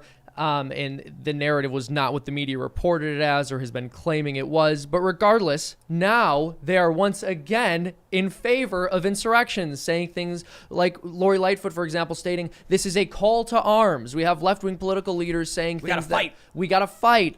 What? We need revolution, Yeah, you didn't see that? etc. She called for arms and fighting. She said this this is a call to arms. Call to arms. We need to fight to victory. That's calling for weaponry. Yes, Call to and arms Alex is her Jones word. got banned for basically the same thing. In Chicago, has plenty of them. Ain't that the truth? The government was set up so that we don't have to go to another revolution if we do it right. Although Thomas Jefferson made it very plain that we may have to, and that you don't never do it, but we shouldn't have to. We had a civil war, bro. Also, well, I want to mention this. I think what they were talking about was more a revolt than a revolution. So a revolution is when you try to like completely overturn the social order to build something new, whereas a revolt is when you're trying to fight back against something being arguably imposed upon you. So you think this is more of a revolt? I think this is more of a revolution. I would just argue don't that see what's what they happening. want. I would argue that it's a leftist revolution, right? They want to create a new social order. Like they don't even think that we should recognize the differences between boys and girls. That's how bizarre and strange the new order So that like they seek to establish. A would be. cultural revolution. Like Yeah, what a complete cultural and political revolution. Yeah, they just want to overturn everything. I mean, again, the far left protesters in Los Angeles, they were calling for the Supreme Court to be abolished, which is also funny because, okay, if that happens, you do realize then abortion goes to the state. That's the whole reason why we're in this position in the first place. Remember when they were calling to abolish the Senate? Yeah, I mean, they're abolishing. They're hilarious. abolishing left and right. I mean, Yeah. I'm open to change and revolution. I don't know. A lot of anarchists and libertarians probably like, yeah, abolish the Like, Senate. for a while, I thought we should get rid of the House of Representatives because they're getting bribed. I'm like, we need it, but I don't just want to get rid of it. You got to create something better if you're going to change it. You gotta replace it. Like the founding fathers didn't just fight and kill a bunch of people and then be like, what do we do now? Like they had a plan. They had a bunch of paperwork. They've been debating for years and years together. And when it didn't work with the Articles of Confederation, they replaced it with something else, and what we have today. I mean, it's really, I mean, especially with the Antifa people and those guys, they yes, they are a threat, and like especially if they're motivated in specific areas like the Pacific Northwest, but they also just hype themselves up too much. They spray paint ACAB on the side of a wall, and they jerk themselves off on social media by saying, look how awesome this is. This is a revolution. It's like, you guys just spray painted a wall. Big whoop. And then when it gets below 40 degrees, they stay home. It strikes me this- more look at that this it's story. just This a is- revolt, a headless revolt. This is from October. It's not even that long ago. Abolish the Senate. Yo, these people Who's are just calling- like, we've lost control of a body of power. Abolish it. Yeah. Okay. That's and again, it's the temper tantrum that leftists have. If we don't get what we want it to go away, or we'll take it, or we'll influence it through violence. I wish they thought of it more as a boat we're all on, that they don't like how fast it's going, so they want to burn the boat as we're all on it and like all sink it. Like, no, we got to fix the boat. I wish that Republicans felt that way too. Yeah, it'd be nice. So if you are on a boat and there are people who are destroying it with pickaxes, you stop them from doing it. Yeah. But they're not. I'm on a boat. This also, this on the boat. this hot take that we should abolish the Senate. This is so typical. Often, what happens is the right will either make like sort of a straw man argument to poke fun at the left to explain the most extreme possible position, and then the left will literally meet them there and end up unironically believing that thing. So I heard people saying after the 2016 election, when the left was complaining about the Electoral College, well, at that point, why not abolish the Senate as well? Because if you think that everything should be left up to a purely popular vote, then the whole idea of representative government doesn't make sense. And That's what they want. No, I know that's what they want. And at first, left-wingers were saying, they were denying that that's ridiculous, that's not what we want. And then, of course, not that far down the line, oh, that is what they want. Majoritarian rule is not fun. No. It's literally mob rule. I don't mind It's institutionalized mob rule. a more direct republic, but I do like the stopgaps that we have so that mob can't make a crazy decision tomorrow because a video went viral. I think it's funny. Amen. Spock, the needs of the many outweigh the needs of the few. And I'm like, that is horrifyingly despotic. That's like not a good line. Despoctic. Despotic. I thought the same thing. It's and like, millions of others. It's this idea that, well, you know, these people need it more than you, so we're going to take your water. It's very Vulcan. It's like, very dude, logical. I need water to live. The needs of the many outweigh the needs of the few justifies a person who has water that he saved up for the winter. It justifies, but these 10 people have no water, so they get yours because the needs of the many outweigh the needs of the few. And it's like, well, those many didn't do any work all summer and now are suffering because of it. And I did the right thing, so I suffer because of it. Or if you're Taylor Lorenz, you drink 3 gallons of water a day. Yeah. What was up with that? Holler back. She said she keeps her room at, is that real? 87. 87 degrees in the desert. That's not What? real. Maybe. That It's can't be LA. real. Los Angeles. Probably got it super hot in there, sweating all day. Maybe she's a lizard person. Yeah, that's kind of what I was thinking. I think you can You drink know, up to just like bask in like the sun lamp and just like chill out. Yeah, desert's I always nice. watch lizards do that, and I'm like, that must be like the best feeling. Yeah, if you're really still, it doesn't feel. It's only when you start moving that it gets really hot. But if you're really still, Cats the like hot laying air's in the not sun blowing too. over You ever see it's funny? Like, so we have a window in my office, and Bocus will go in there and lay in the sun, and then as the sun moves, he like you'll look, and then he'll be laying there and sleeping, and he'll get up and like inch forward and like, go back to I sleep. went to pet him with wet hands, and he like recoiled, and I thought, oh, a desert cat wants dry hands. Sunlight. Anyway, what happened? We were talking about Talking about the Needs of the needs of the many, needs of the many. few. What does No, that well, even but I mean? think- I reporter just who want to lives say in a this. sauna? There's a good argument to be made about that. Like, so when someone says something like, well, the needs of the many outweigh the needs of the few, well, I would argue that the needs of the many include the need for strong social structures that don't allow you to just take things from people because they happen to be in the minority Yeah, and you outnumber them. If you have a group of 11 people and one of them makes all the water, the other 10 are super lazy and they're beating their kids and they're terrible. The needs of the many, you look at the big picture. What is the needs of the species? Do we really need those 10 violent, abusive people? So what is the many at that point? Like, you might have to cut off the dead weight. You know what I'd love to see is like a parody where Spock is like, the needs of the many outweigh the needs of the few. And then Kirk is like, yes, but what if the few are protecting what they've built? And then Spock just goes, might makes right. Then Spock just goes, shut up. Shut up. The beautiful thing about Spock was that he was half human, half Vulcan. So it was an opportunity to have the logical rhetoric, and then Captain Kirk would give him like the emotional human understanding, like basically the reasoning or the emotion. It was The needs of the many also can include your mom. So Yeah, do that. Yeah, when you say Well, the needs also, of the many, like, I want to mention that like this authoritarian idea, the needs of the many outweigh the needs of the few. And like, who gets to determine what the needs of the many are? Oh, the few, a small handful of centralized people who you've decided get to determine what the needs of the many are. Okay. You know, it's going to be funny when Taylor Lorenz is like the editor-in-chief at the New York Times. oh we goodness. should have her on the show. Dude, all of our addresses are going to be in at that point. It's just the New York Y'all Times are is going to become a laughing. phone book. Right? Y'all are laughing, but it's going to happen. You think is that what she wants to do? I don't know, but what's going to happen is these millennials will eventually take over these institutions. They work there. So 10 years ago, they were interns, and they were writing their stupid garbage pieces about Gamergate or whatever. 10 years later, they're now the star reporters. In 10 years, they're going to be like, you know, I've been at the Times now for 25 years, and as the executive editor, the stories we're going to run, they're going to be running these institutions. Think about the law clerk. There's that viral meme where the law clerk was like, it is more dangerous that the courts took away women's rights than the leak happened and defied the sanctity of the court. When they get into the judicial system and they are running these courts, they will have the same disdain for legal precedent. And they're going to be like, I have the power and I can do what I want, so shut your mouth. Well, I mean, and that because that's true. Because I remember growing up in 2014, 2016, that whenever there was a freak out on a college campus, the from a social justice warrior, what have you, there was always that natural response to say, well, wait till they get to the real world.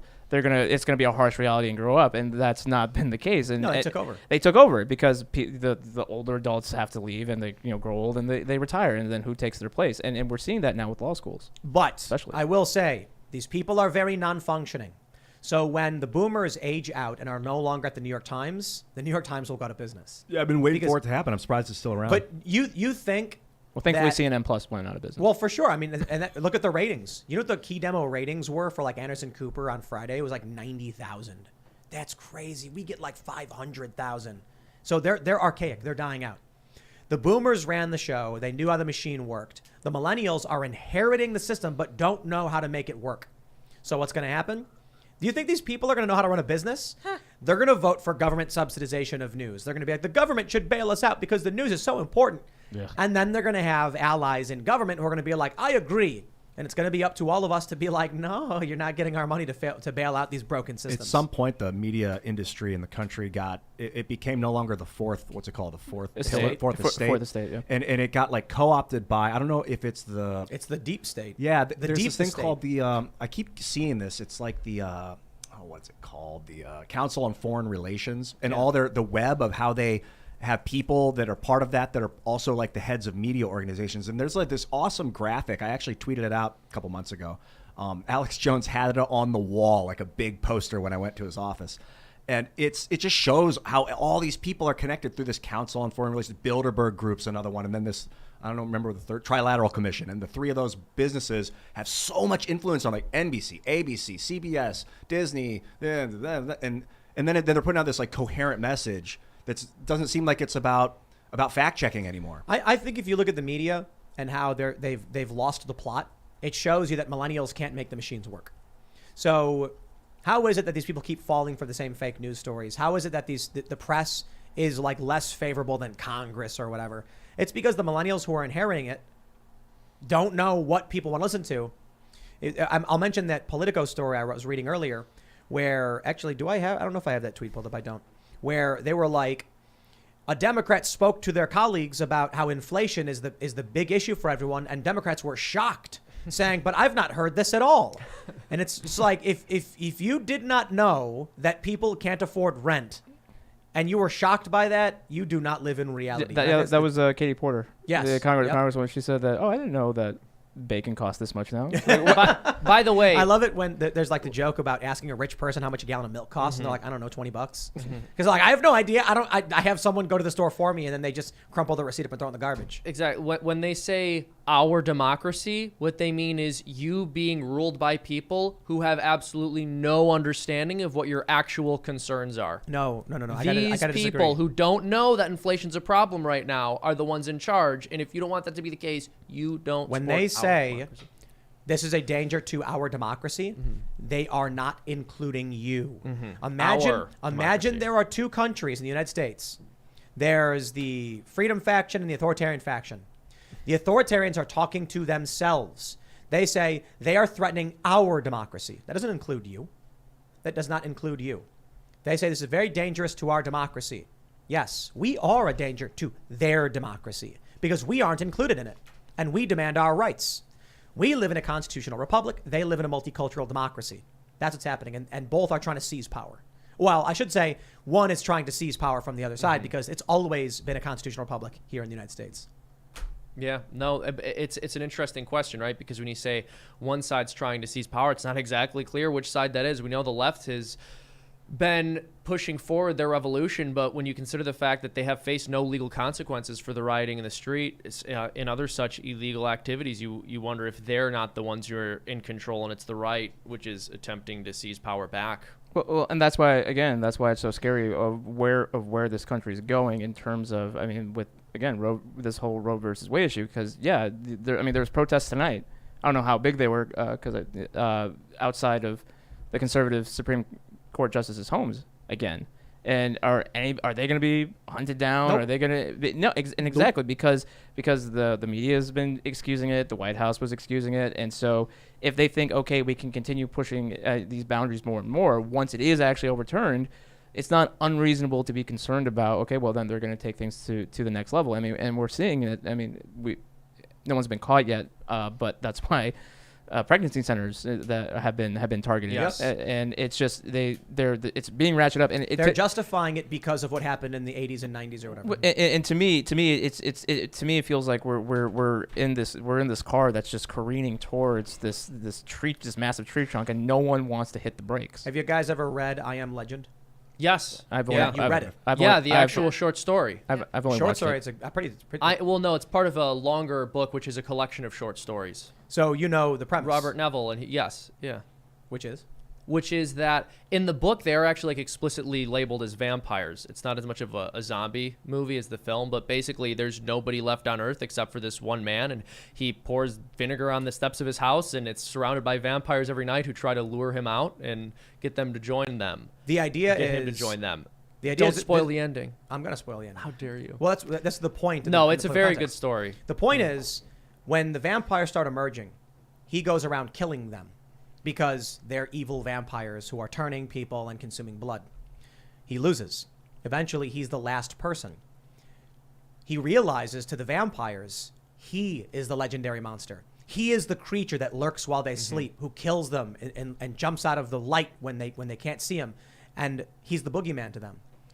Once they took over, he was the hideous monster creature. He was the legend. Yeah, exactly. So I bring that they up execute because- him.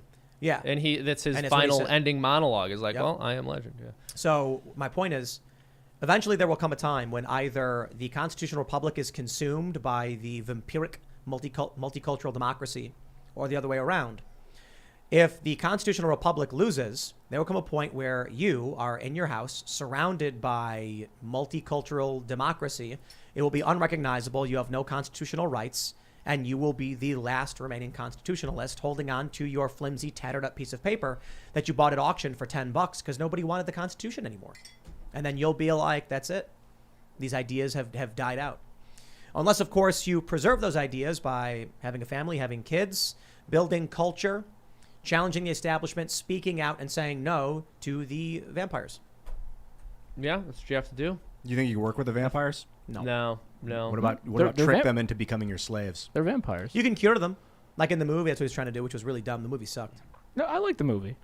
The movie just had no, like, the point of the story is the message about what happens when you're the last human. You are the monster to them. Well, sure, but But the movie was just like, I got a dog and there's zombies, I guess. yeah, that's awesome. Whatever. Yeah, it wasn't Yeah. as good. There was shootings, Very and there different. was a dog, and then the dog died, and that was sad. And Julio, we're going to go to super chats pretty soon, but I was wondering about your book because we talked about the riots a bit during the show. Was there anything in there that you wanted to talk about that was on your mind? yeah, buy it. Oh, where can people get it right now? So they can go to Amazon. If I understand it, if you don't want to go to Amazon, but it's also on Barnes and Noble, Target, Books A Million, Thrift Books, and that's as far as I know. But in all seriousness, it's just this is supposed to be. It's not. It's obviously not the end all be all source of riots because I couldn't be everywhere at once. I wasn't everywhere, unfortunately. But to my knowledge, it's and I don't want to sound like I'm hyping myself up or blowing myself up too much. It's one of the first really attempts to jot everything down and accurately retell everything that happened in a written form. Because It is the greatest piece of American literature ever written. yeah, Right. yeah.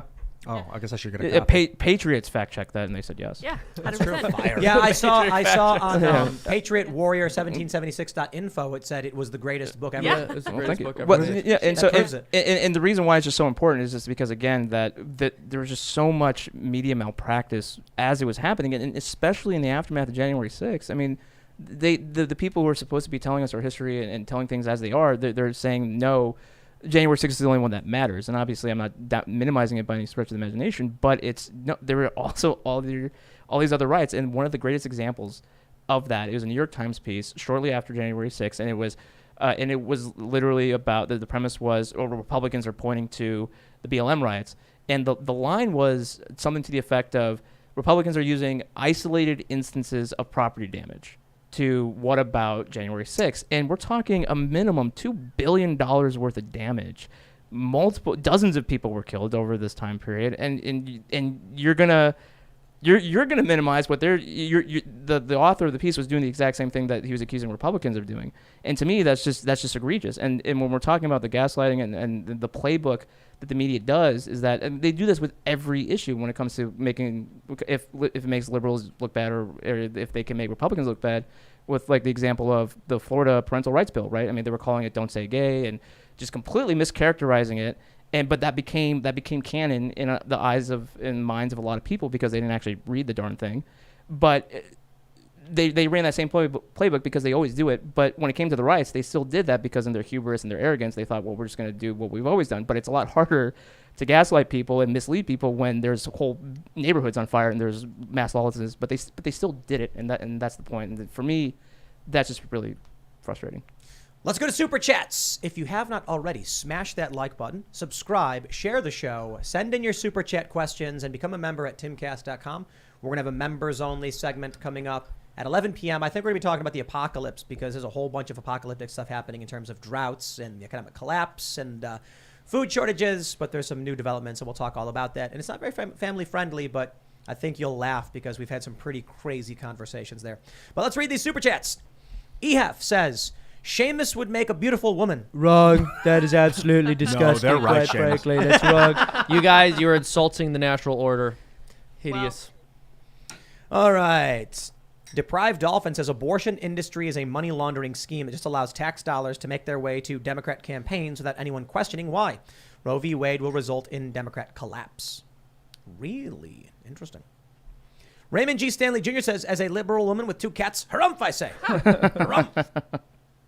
First of all, if I would have to have a bunch of cats because I would just be a hideous woman. No one would. It would just be cats, me and my cats. That sounds good to me. NS says, Tim, your own website says that arrest on protesters is iffy. If Ron Coleman says maybe, then who's right, you or your news site? It's called an opinion. It's called an opinion from Ron Coleman, an opinion from me. And it's not about being right. It's about me saying, I think they should be arrested, not that they will be, can be, or that it would be upheld. But yeah, I mean, look, I have my own opinions. All of the segments that go up on timcast.com from this show and my show say opinion on them. It means it's what I think should be or could be, but not necessarily the thing about opinions. People need to understand that something can sound like a fact, but it's an opinion, right? If someone were to say something like Google is spying on conservatives, it sounds like a fact statement, like they're doing a thing, but it's actually legally an opinion because you're saying like, I believe based on what I've seen. The challenge with fact statements is that it can be an opinion if it's something that's fairly nebulous or vague or hard to definitively prove. Like there's a God. Is that an opinion? I think that would be considered an opinion statement. Yeah. So, but I don't think that's relevant in any legal context, to be honest. Like there's no circumstance in which the court's going to actually be like yes or no. I think if you're talking legally, it's one thing, but it's complicated because a lot of times the lines get blurred. So an opinion, like if you're saying something like ice cream tastes the best, that's an opinion. But if you're talking about whether or not God exists, that is something which is like objectively true or false. Well, ice cream's the best is a qualifying opinion. There's a qualifier in there, but what you're saying is you can have non-opinions without qualifiers. So there have been instances where someone has said something like, TV personality does X, and you're like, wow, they're saying they did a thing, and then they argue, no, it's my opinion that they do this thing, and the courts are like, right, it's an opinion. So can you prove Google actually spies on conservatives? Definitively with evidence, you could. But what if you stated they were? I'm not saying they are. Like Google spies on everybody, I think. Or how about this? Google spies on people. Google right now is spying on us. It's a fact statement, right? It's an opinion statement, actually. It's based on evidence and data that leads me to a conclusion that is, you can't see it, right? I can say there's a window in front of me. And that's a fact statement because there is. I can say, I closed the window earlier. And you can say, did he or did he not? Google spying on people, I would say is objectively true. But someone will be like, yeah, based on your interpretation of the facts. And I'm like, well, they take our data. Is that spying? I don't think that's spying. Spying would mean this. No, spying would be that. Did the person run? Was he running to the store?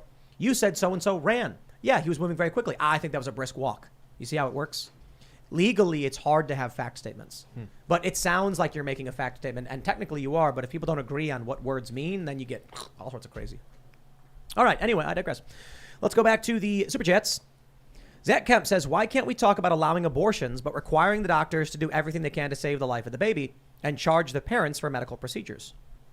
I mean, that's what I'm saying. Like, if they're saying this woman will die unless this baby at 9 months gestation is removed, I'm like, okay, remove it, and then it lives, I guess, right? Yeah. Why would they have to kill it? Because that's the goal, right? The whole goal is we need to kill this child because we view them as a problem. Cost, if it's like we're going to remove the baby, there's a chance it'll live. It's going to cost you $400,000, or you can abort it and it'll cost you $600. Isaac Luck says, thanks, Tim.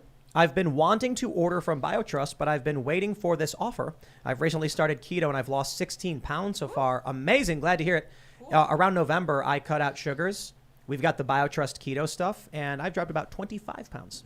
Actually, a little bit more than that right now. It's like 27 or 28. No joke. It's getting crazy. I just cut out the sugars. You know what I found out? Michaela Peterson made a really, really great point because she was doing the all meat thing, right? Yeah. She like basically just eats lamb. The lioness diet, I think she calls it. She was saying that it's not about just eating meat. It's about elimination.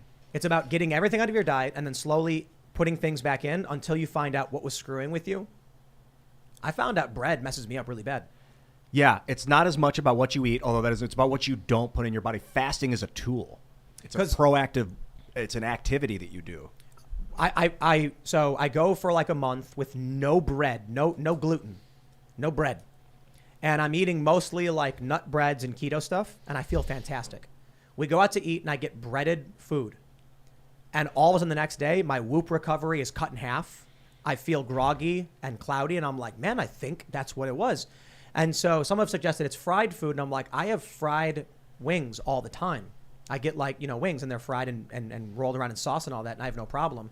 And there's other fried stuff I've had that's not gluten, and I've like been fine with it. So I'm wondering if it is gluten. I don't know. Oh, for sure. I wouldn't be surprised. I was eating some breaded food the other night, and I was like, I'm starting to get full, and I just sat there and was kind of meditating, and I just heard like celiac. It just like came into my mind. I thought, yeah, that's what happens, man. People dose on wheat flour, and then they get celiac. There's like trendy diet stuff, and I've never cared. So when I cut out the sugars, and then I was like, I'll have a little bit because I'm not going crazy with it. I would have some bread and then feel sick. But I didn't really think anything. But I think I've collected enough data over the past, since November, so about 6 months or so, of looking at what I've been eating and not eating and tracking the Whoop data since I got it. And I'm like, dude, the days where I have wheat grains, my recovery drops. It might also alcohol. Oh. And it's a combination. I mean, that's, wheat-based and alcohol. My recovery dropped. So the Whoop tells you, like, your recovery. Since I cut out bread, it's been 80 to 90% every day, even when I work out every day. Had one beer. The next day it was like 19%. It was in the red, and it was like, "What did you do to yourself?" Was it wheat beer? It was regular beer. I think it was a Blue. Oh, it was a Yingling. I mean, is it made from wheat? I don't know if you knew off the top of your head. No. Whoop, there it is. Sometimes it's the stuff they spray the wheat with. Like Monsanto uses a stuff called glyphosate, which is a chemical that they use. It's like an antifungal, anti-insecticide, or insecticide. But what they also do is they use it as a desiccant, meaning they dry out the wheat by spraying it with this Roundup, this glyphosate, before, and then they harvest it. So if you're not getting organic wheat, you're very likely getting glyphosate induced right at harvest. It's just and that stuff's been linked to cancer. All right, let's read some more. Let's see. So I see someone mentioning Tim supposedly doesn't drink. I've often said I have like a few drinks per year. A few. Yeah. But and they're all because I peer pressure. But now I'm absolutely done. Because my thing was like, I'm not like, I can't drink. It's impossible. I'm just like, I prefer not to because I like to exercise. When I exercise or write a song, I want to improve. I want protein synthesis. Alcohol inhibits that. But if I'm like, I'm not working out or whatever, and we're all out having a good time, I'll have a beer. And then once I saw what happened on my recovery, after having beer and having wine, I was just like, I am never touching that stuff again. Like when you can see the actual results the next day and you're like, whoa, no like. All right, let's read some more. I think the Cal industry, the Cal smoothie industry, is in bed with these people. They're convincing you not to drink things that actually taste good. Big Kale's kale? awful. Whatever it is that And let me these tell you, health food people we are marketing. gotta get back to super chats. We gotta read more. Put your Okay. olive oil We're on gonna the read kale, more. Okay, we're gonna lemon read more juice, super little chats salt, now. and squeeze it, massage Okay. it. It becomes amazing. Right, let's read super chats. Lee Mall says, Ian, stop calling a baby a thing. I'll call your body a thing, but you're a human. It. No one gets pronouns. No one.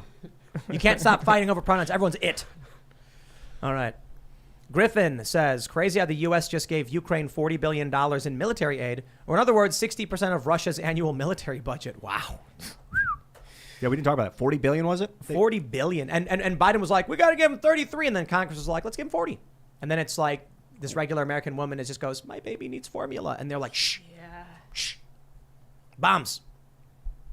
Balian says Destiny had Ricada on with a few lawyers from the left and are having a good debate on this topic from a law perspective. You should have him on again. Nick's dope. Yeah, I'm down. Absolutely. Anytime. That'd be cool. All right. Jacob Carter says, hey, Seamus, God bless you. I have to ask, how do you feel about Dr. David Wood? I think I've heard the name. I'm not really familiar with Dr. David Wood. I've heard the name. That's about Google it. him. Richard Knight says, new drinking game. When Ian says, I don't even know what that means, we all take a shot. Everyone will be hammered by the end of the show. You know, people always say stuff like that, and it's like, I don't think it would really work. You know? A drinking game. A drinking game based on... Well, people are always like, whenever someone says this or someone says that, and I'm like, maybe they said it like 3 times in a short period, but they don't say it every show all the time. All right, Dragon Lady says, Tim, I ordered emergency food while watching your first segment today. You give good advice on that. I've had it before. It was a lifesaver when I lost my job a few years ago and couldn't afford food. You never know what might happen, folks. Yep. I mean, yeah, for sure. They were saying fragility of society. Yeah, people don't realize that, like New York, it is scary what would happen if the supply chain just stopped. People on that island, there'd be no food. A lot of boats bringing food in. I don't know if there's no supply chain. Well, if the supply chain stops, that's a different story. Right. If the food, I'm talking if the roads get shut down. But I really don't think you're gonna. Boats can't bring in enough food. You need trucks to bring it through the city too. All right, not my regret says my wallet, my choice. That's right. I think. Ruben says, Seamus, please make an animation of Biden chanting Ultra MAGA in a cult-like setting as a shadowy society of a shadowy specter of Trump grows over a pentagram. Then in the end, Biden will be relieved because finally has an actual enemy. Oh my goodness. A specter of Trump. Or you know what you should do? You know that thing where they had R. Kelly rapping on the hologram? Oh my goodness. Was it R. Kelly? They had Yeah. it's pane of glass on a stage, and they can project a 3D person on the glass. I think it was Tupac. Tupac. Yeah, I think I was going to say, I don't think... alive. Yeah, no. R. Kelly. Is R. Kelly in jail? Yeah, was gonna but there's say- a lot of baggage there. yeah, So they're like, we're yeah. going to do a hologram Right, so that we right. don't have... You should. It's you not should do something actually R. where Kelly. Biden puts Trump in a hologram to create something to rally against. Come on, man. Look, he's over here. Robo Trump. Omega says, horseshoe theory is a post hoc fallacy. Authoritarianism is the aim. Left and right are two different paths to the same conclusion. Similar can be said about libertarianism. In what way? That's a path towards, left or right libertarianism. I don't know. It's hard. Left libertarianism doesn't scale. Right libertarianism has currency to help a decentralized network expand. Left libertarianism of like cooperation and just like agreements without currency, communal systems doesn't scale. You need. I don't see it. I think no matter what direction you go, if you don't stop and you're just gonna go all the way, you become extreme, and that's the danger. Extremists are dangerous. You got to have an open mind. All right, let's see what we got here. Sleeve Zen says, my 27-year-old daughter, who is perfect, was born at 30 weeks. The baby next to her was born at 19 and thriving 27 years ago. Why don't they concentrate on better birth control? I don't know. Seamus, do you? Wait, could you repeat that? You're saying that her daughter was born at 30 weeks and is fine. Oh. 27-year-old daughter. Yeah. It was 27 years ago that babies could be born. 7.5 months. Was it in an incubator?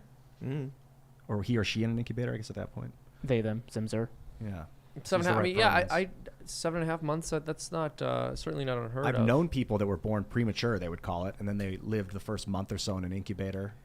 All right. That guy says, I hope they do codify Roe into federal law using verbiage like shall not be infringed, and red states just do what they want in restricting access. I'd love to see the left's reaction. Then the Republicans should offer that up. Shall not be infringed. All right. Do you agree? Define infringed. Right. Yeah. All right. Colin H. says, have you ever heard of Jennifer Briney and her podcast Congressional Dish?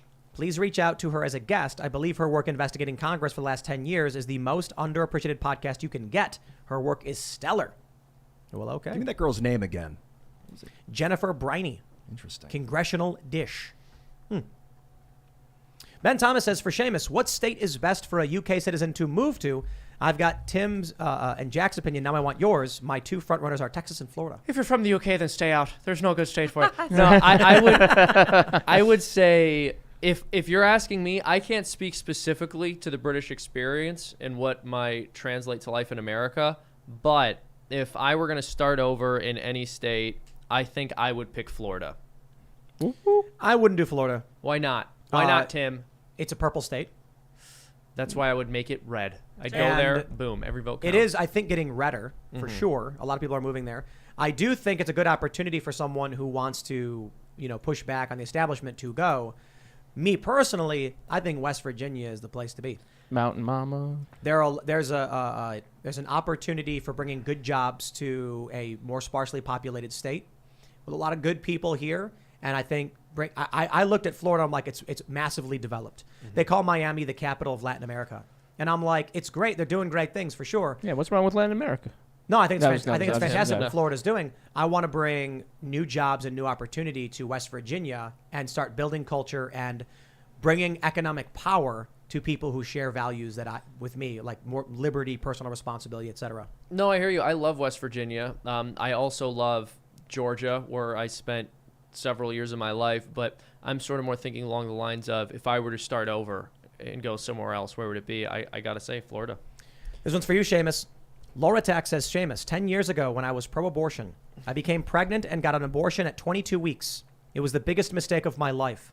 Is it possible for such a sin to be forgiven? If so, will I get to meet him in heaven? That's a really good question. So there is no sin which is greater than Christ's sacrifice on the cross. If you are truly repentant of your sin, and also if you forgive the sins of others that have been committed against you, you can absolutely repent of that sin and confess. I would encourage meeting with and discussing with a Catholic priest. If I understand, there have been some in the past stipulations about whether you could be forgiven directly by a priest or whether there would need to be forgiveness by a bishop, if I'm not mistaken. But Really? yes, because I think it Why? incurred excommunication. I see. I'm not. I want to double check here. I know that for the Year of Mercy, Pope Francis basically extended it so that priests could. Let me take 1 second to Google That this kinda so I feels can give weird her. to me Well, that, let me like- just. Well, I think it's any crime against human. I think it's any crime that ends up killing a person. But I want to actually Google this so I can be sure about these details and give her something more concrete. I'm just saying, like, the idea that there needs to be a hierarchical nature of the church to determine whether you can be forgiven for something you're repentant for seems a little odd to me. Well, I don't think it's I don't think it's a question of determining whether you can be forgiven. I need to I think it's just a question of like who has the authority to forgive in that circumstance, because if you've incurred an excommunication, I think there's a different process for the forgiveness. But like I said, I really want to double check on this. This is the first I heard of the Year of Mercy, the Extraordinary Jubilee of Mercy. This is from 2015 to 2016. What was it exactly? Like they just made it easier to forgive? Yeah, so I really want to try to pull up the details, so I'm not giving inaccurate information about this question. There was an incident where there was a centennial at a church where if you walked through the arches, all sins had been forgiven. And it was a serious risk to the creation of the universe, because if Loki and Bartleby crossed through, they would be forgiven of their sins and allowed back into heaven, which would then prove God fallible and result in the undoing of the universe. That makes more sense. That I have checks no, out. I have no Stargate? idea what you just said. No, I'm good talking about theology. Dogma, Oh, I didn't see it. the Kevin Smith movie. Shout out to Kevin Smith. I That was the talking plot about of the movie. Mallrats last night. Spoiler alert on a 30-year-old movie. Jeez, I haven't seen it yet. Mallrats is awesome. Come on, man. Yeah, and in Dogma, that's basically what happens. The church is like, we're going to forgive all sins. Loki and Bartleby were, banished from heaven. And if they get forgiven, they can go to heaven. And that would prove God fallible, which would undo the universe. I think it was a funny movie. And then they were just like, there's a point where, I think in the beginning, it's Ben Affleck and Matt Damon. And he's like, why would some priests claiming this be true actually allow us in? And then he's like, what you hold true on earth, we hold true in heaven, or something like that. It's a funny movie. But I think it's like an atheist's perspective on religion, so they make a bunch of points that are just like not relevant, I think, to it, but it's a funny movie nonetheless. Jay and Silent Bob.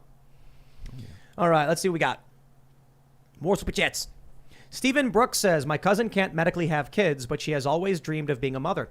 She adopted Amelia just 2 months ago in Texas. Amelia was slated to be aborted, but the band stopped it.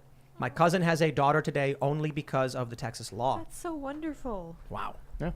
It is just really shocking to me when they're like, that impoverished child shouldn't live. That's so and rude. and what they do is, there's a meme I saw where it's pro-lifers saying, we believe in life. You can't abort that baby.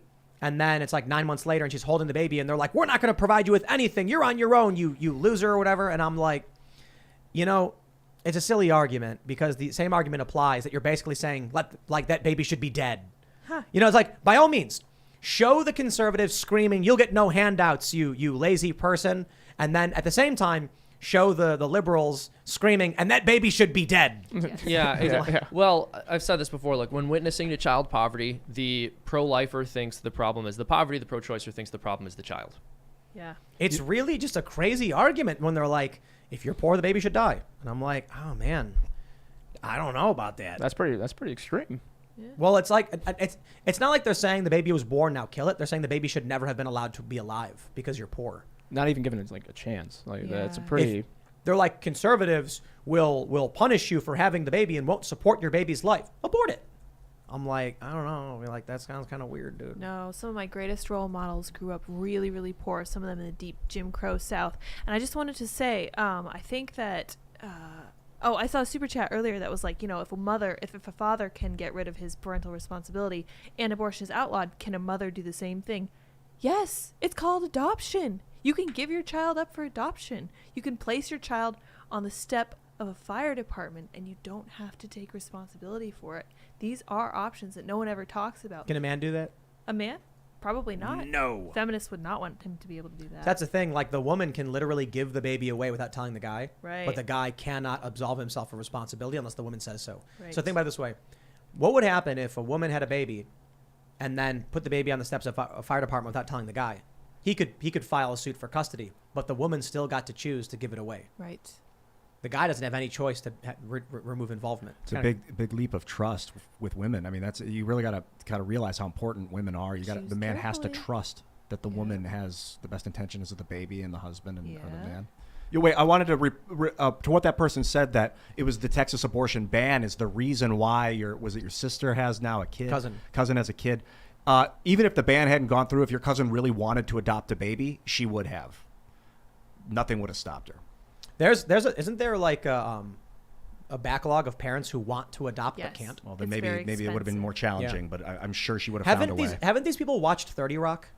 Where Liz Lemon is desperately trying to adopt and it's very difficult and they like are trying to prevent her from doing it. This is actually true to life because the adoption process needs to be overhauled. It's incredibly expensive. It takes an incredibly long time. And so many people want to adopt babies. Many people who can't have kids don't want to do IVF. IVF is super expensive, but so is adoption. What are you supposed to do? Remember on 30 Rock when Tina Fey's character confesses that she tells her friends she voted for Obama, but she actually voted for McCain? Oh I thought that was funny because I'm like, is that joke supposed to be relatable or funny to these people? Because back then it was a joke and I was like, oh, that's funny. Nowadays they'd be like, what?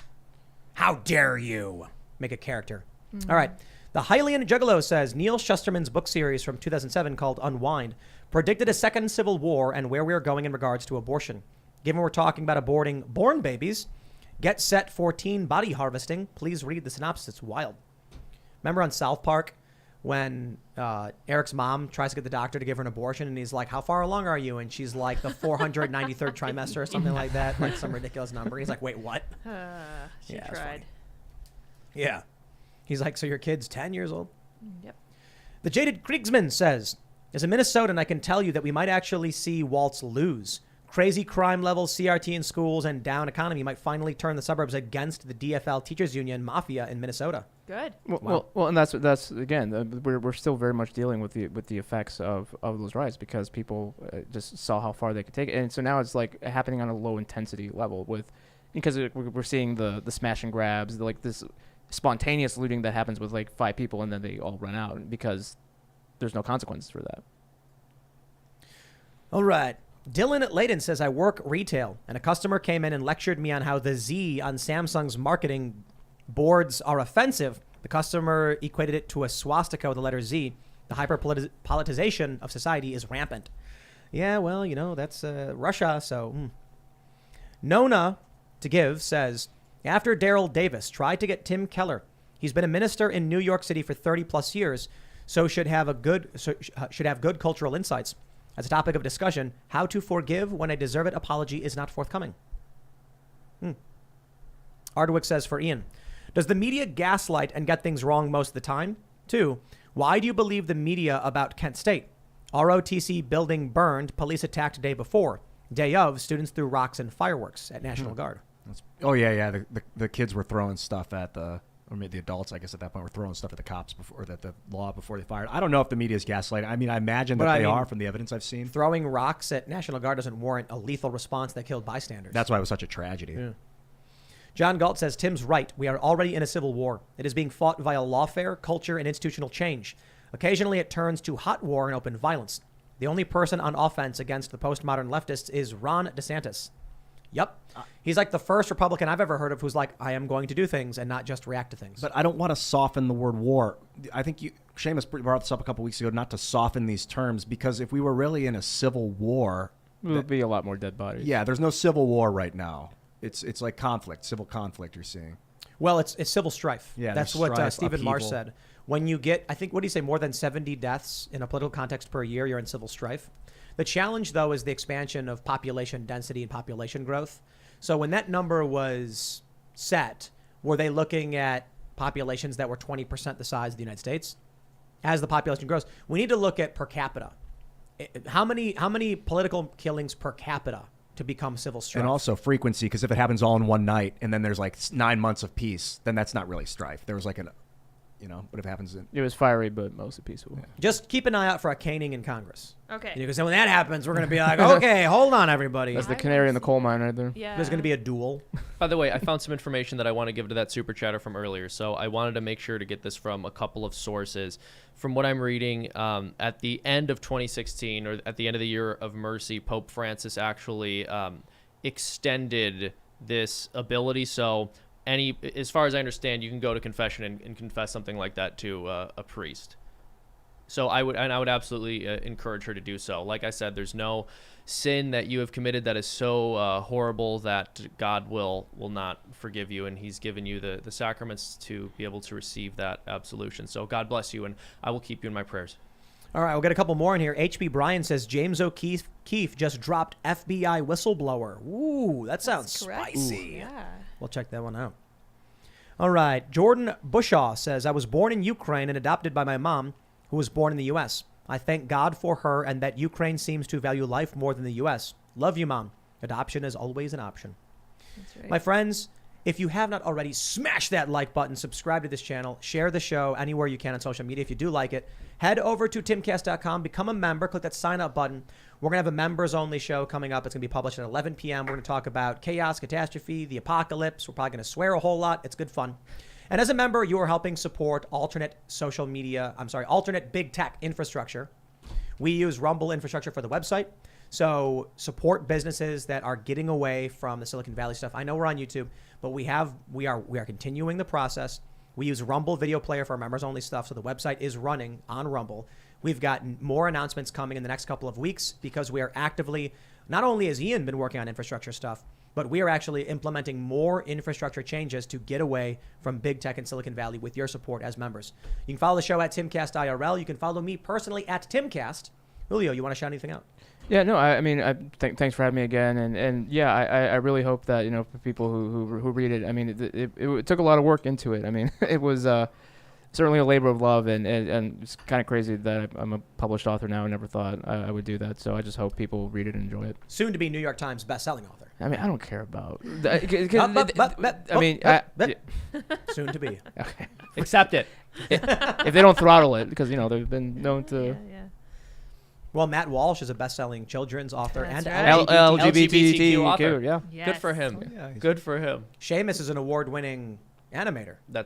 I've not won a single award. I award Wow. you in my life. the Oh my first gosh, I'm an annual award. Congratulations, The Seamus. the first annual Timcast You got that Animations pen? Award. Pen Award. And It is a I- pen that Pen. symbolizes the Yeah. drawing. The drawing. That's what I figured. Well, this is I like that the thing is sort of torn off. The clip is torn off because I'm, that's, Well, it represents the realism That's right. of the hard work that goes into this. because what you do. I am causing some threat to the system. People- I'm breaking things down. People That's don't, right. people don't realize this, that Seamus actually draws by hand all of the cells. He does. And then he uses a camera from the 1930s mounted over a table to animate the show. So basically, yeah. So what takes so happens is I draw all of the pictures with permanent marker, so I don't get a second chance, and then I color them all in, and then we photograph pictures of them, and then the animators who I've hired promptly just delete all of that and make something that looks way better every time. Good for And you. if you want to see that final product, check out Freedom Tunes. We're going to be uploading a video tomorrow. I think you guys will really enjoy it. We pump out a cartoon every single Thursday, sometimes on Tuesdays as well. So hit that notification bell. I love you all. Have a wonderful day. I'll echo what Tim said. We're fervently building some free software. Copyleft AGPL 3 software is what I mean by free software. It's the licensing. It's badass, dude. I looked at the UX today. We had a meeting earlier. It's looking really cool. So it will give you the opportunity to upload videos to Rumble, YouTube, your own personal server, and then you've got it. It's just like a YouTube dashboard style thing, but other people have theirs, and then they can see your stuff. You can see theirs. You can. It's like we're creating Web3 front end technology and probably back end technology too. I'm really excited to be part of it. Thank you guys for working on it with me. Thank you guys for coming. I'll see you next time. You guys may wonder if I have any thoughts during the show that I don't voice, and I definitely do. So I have started a little Substack where I put some of my ideas on paper. Nothing very profound so far. I wrote about the formula crisis, and the other day I was talking about why women use that weird, fake, squeaky, laughing voice when they make horrible declarations on TikTok. So those are my 2 articles so far. They're excellent. I recommend going and following me on Substack, Lydia Leiterman at Substack, or Substack.com. I don't know what it is yet. Look me up over there. Anyway, you guys may also follow me on Twitter and minds.com at Sarah Patchlitz.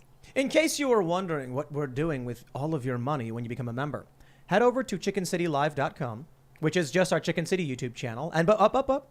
Scroll down to our latest video. That's right. Timcast has released its first anime. Insane Rooster Fight at Chicken City starring Roberto and Roberto Jr., featuring the voice of Tim Pool as Roberto Jr. and Danny Polishchuk as Roberto Sr. in an epic anime battle, which will rock your world. And head over to timcast.com. We'll see you in the members-only segment. Thanks for hanging out.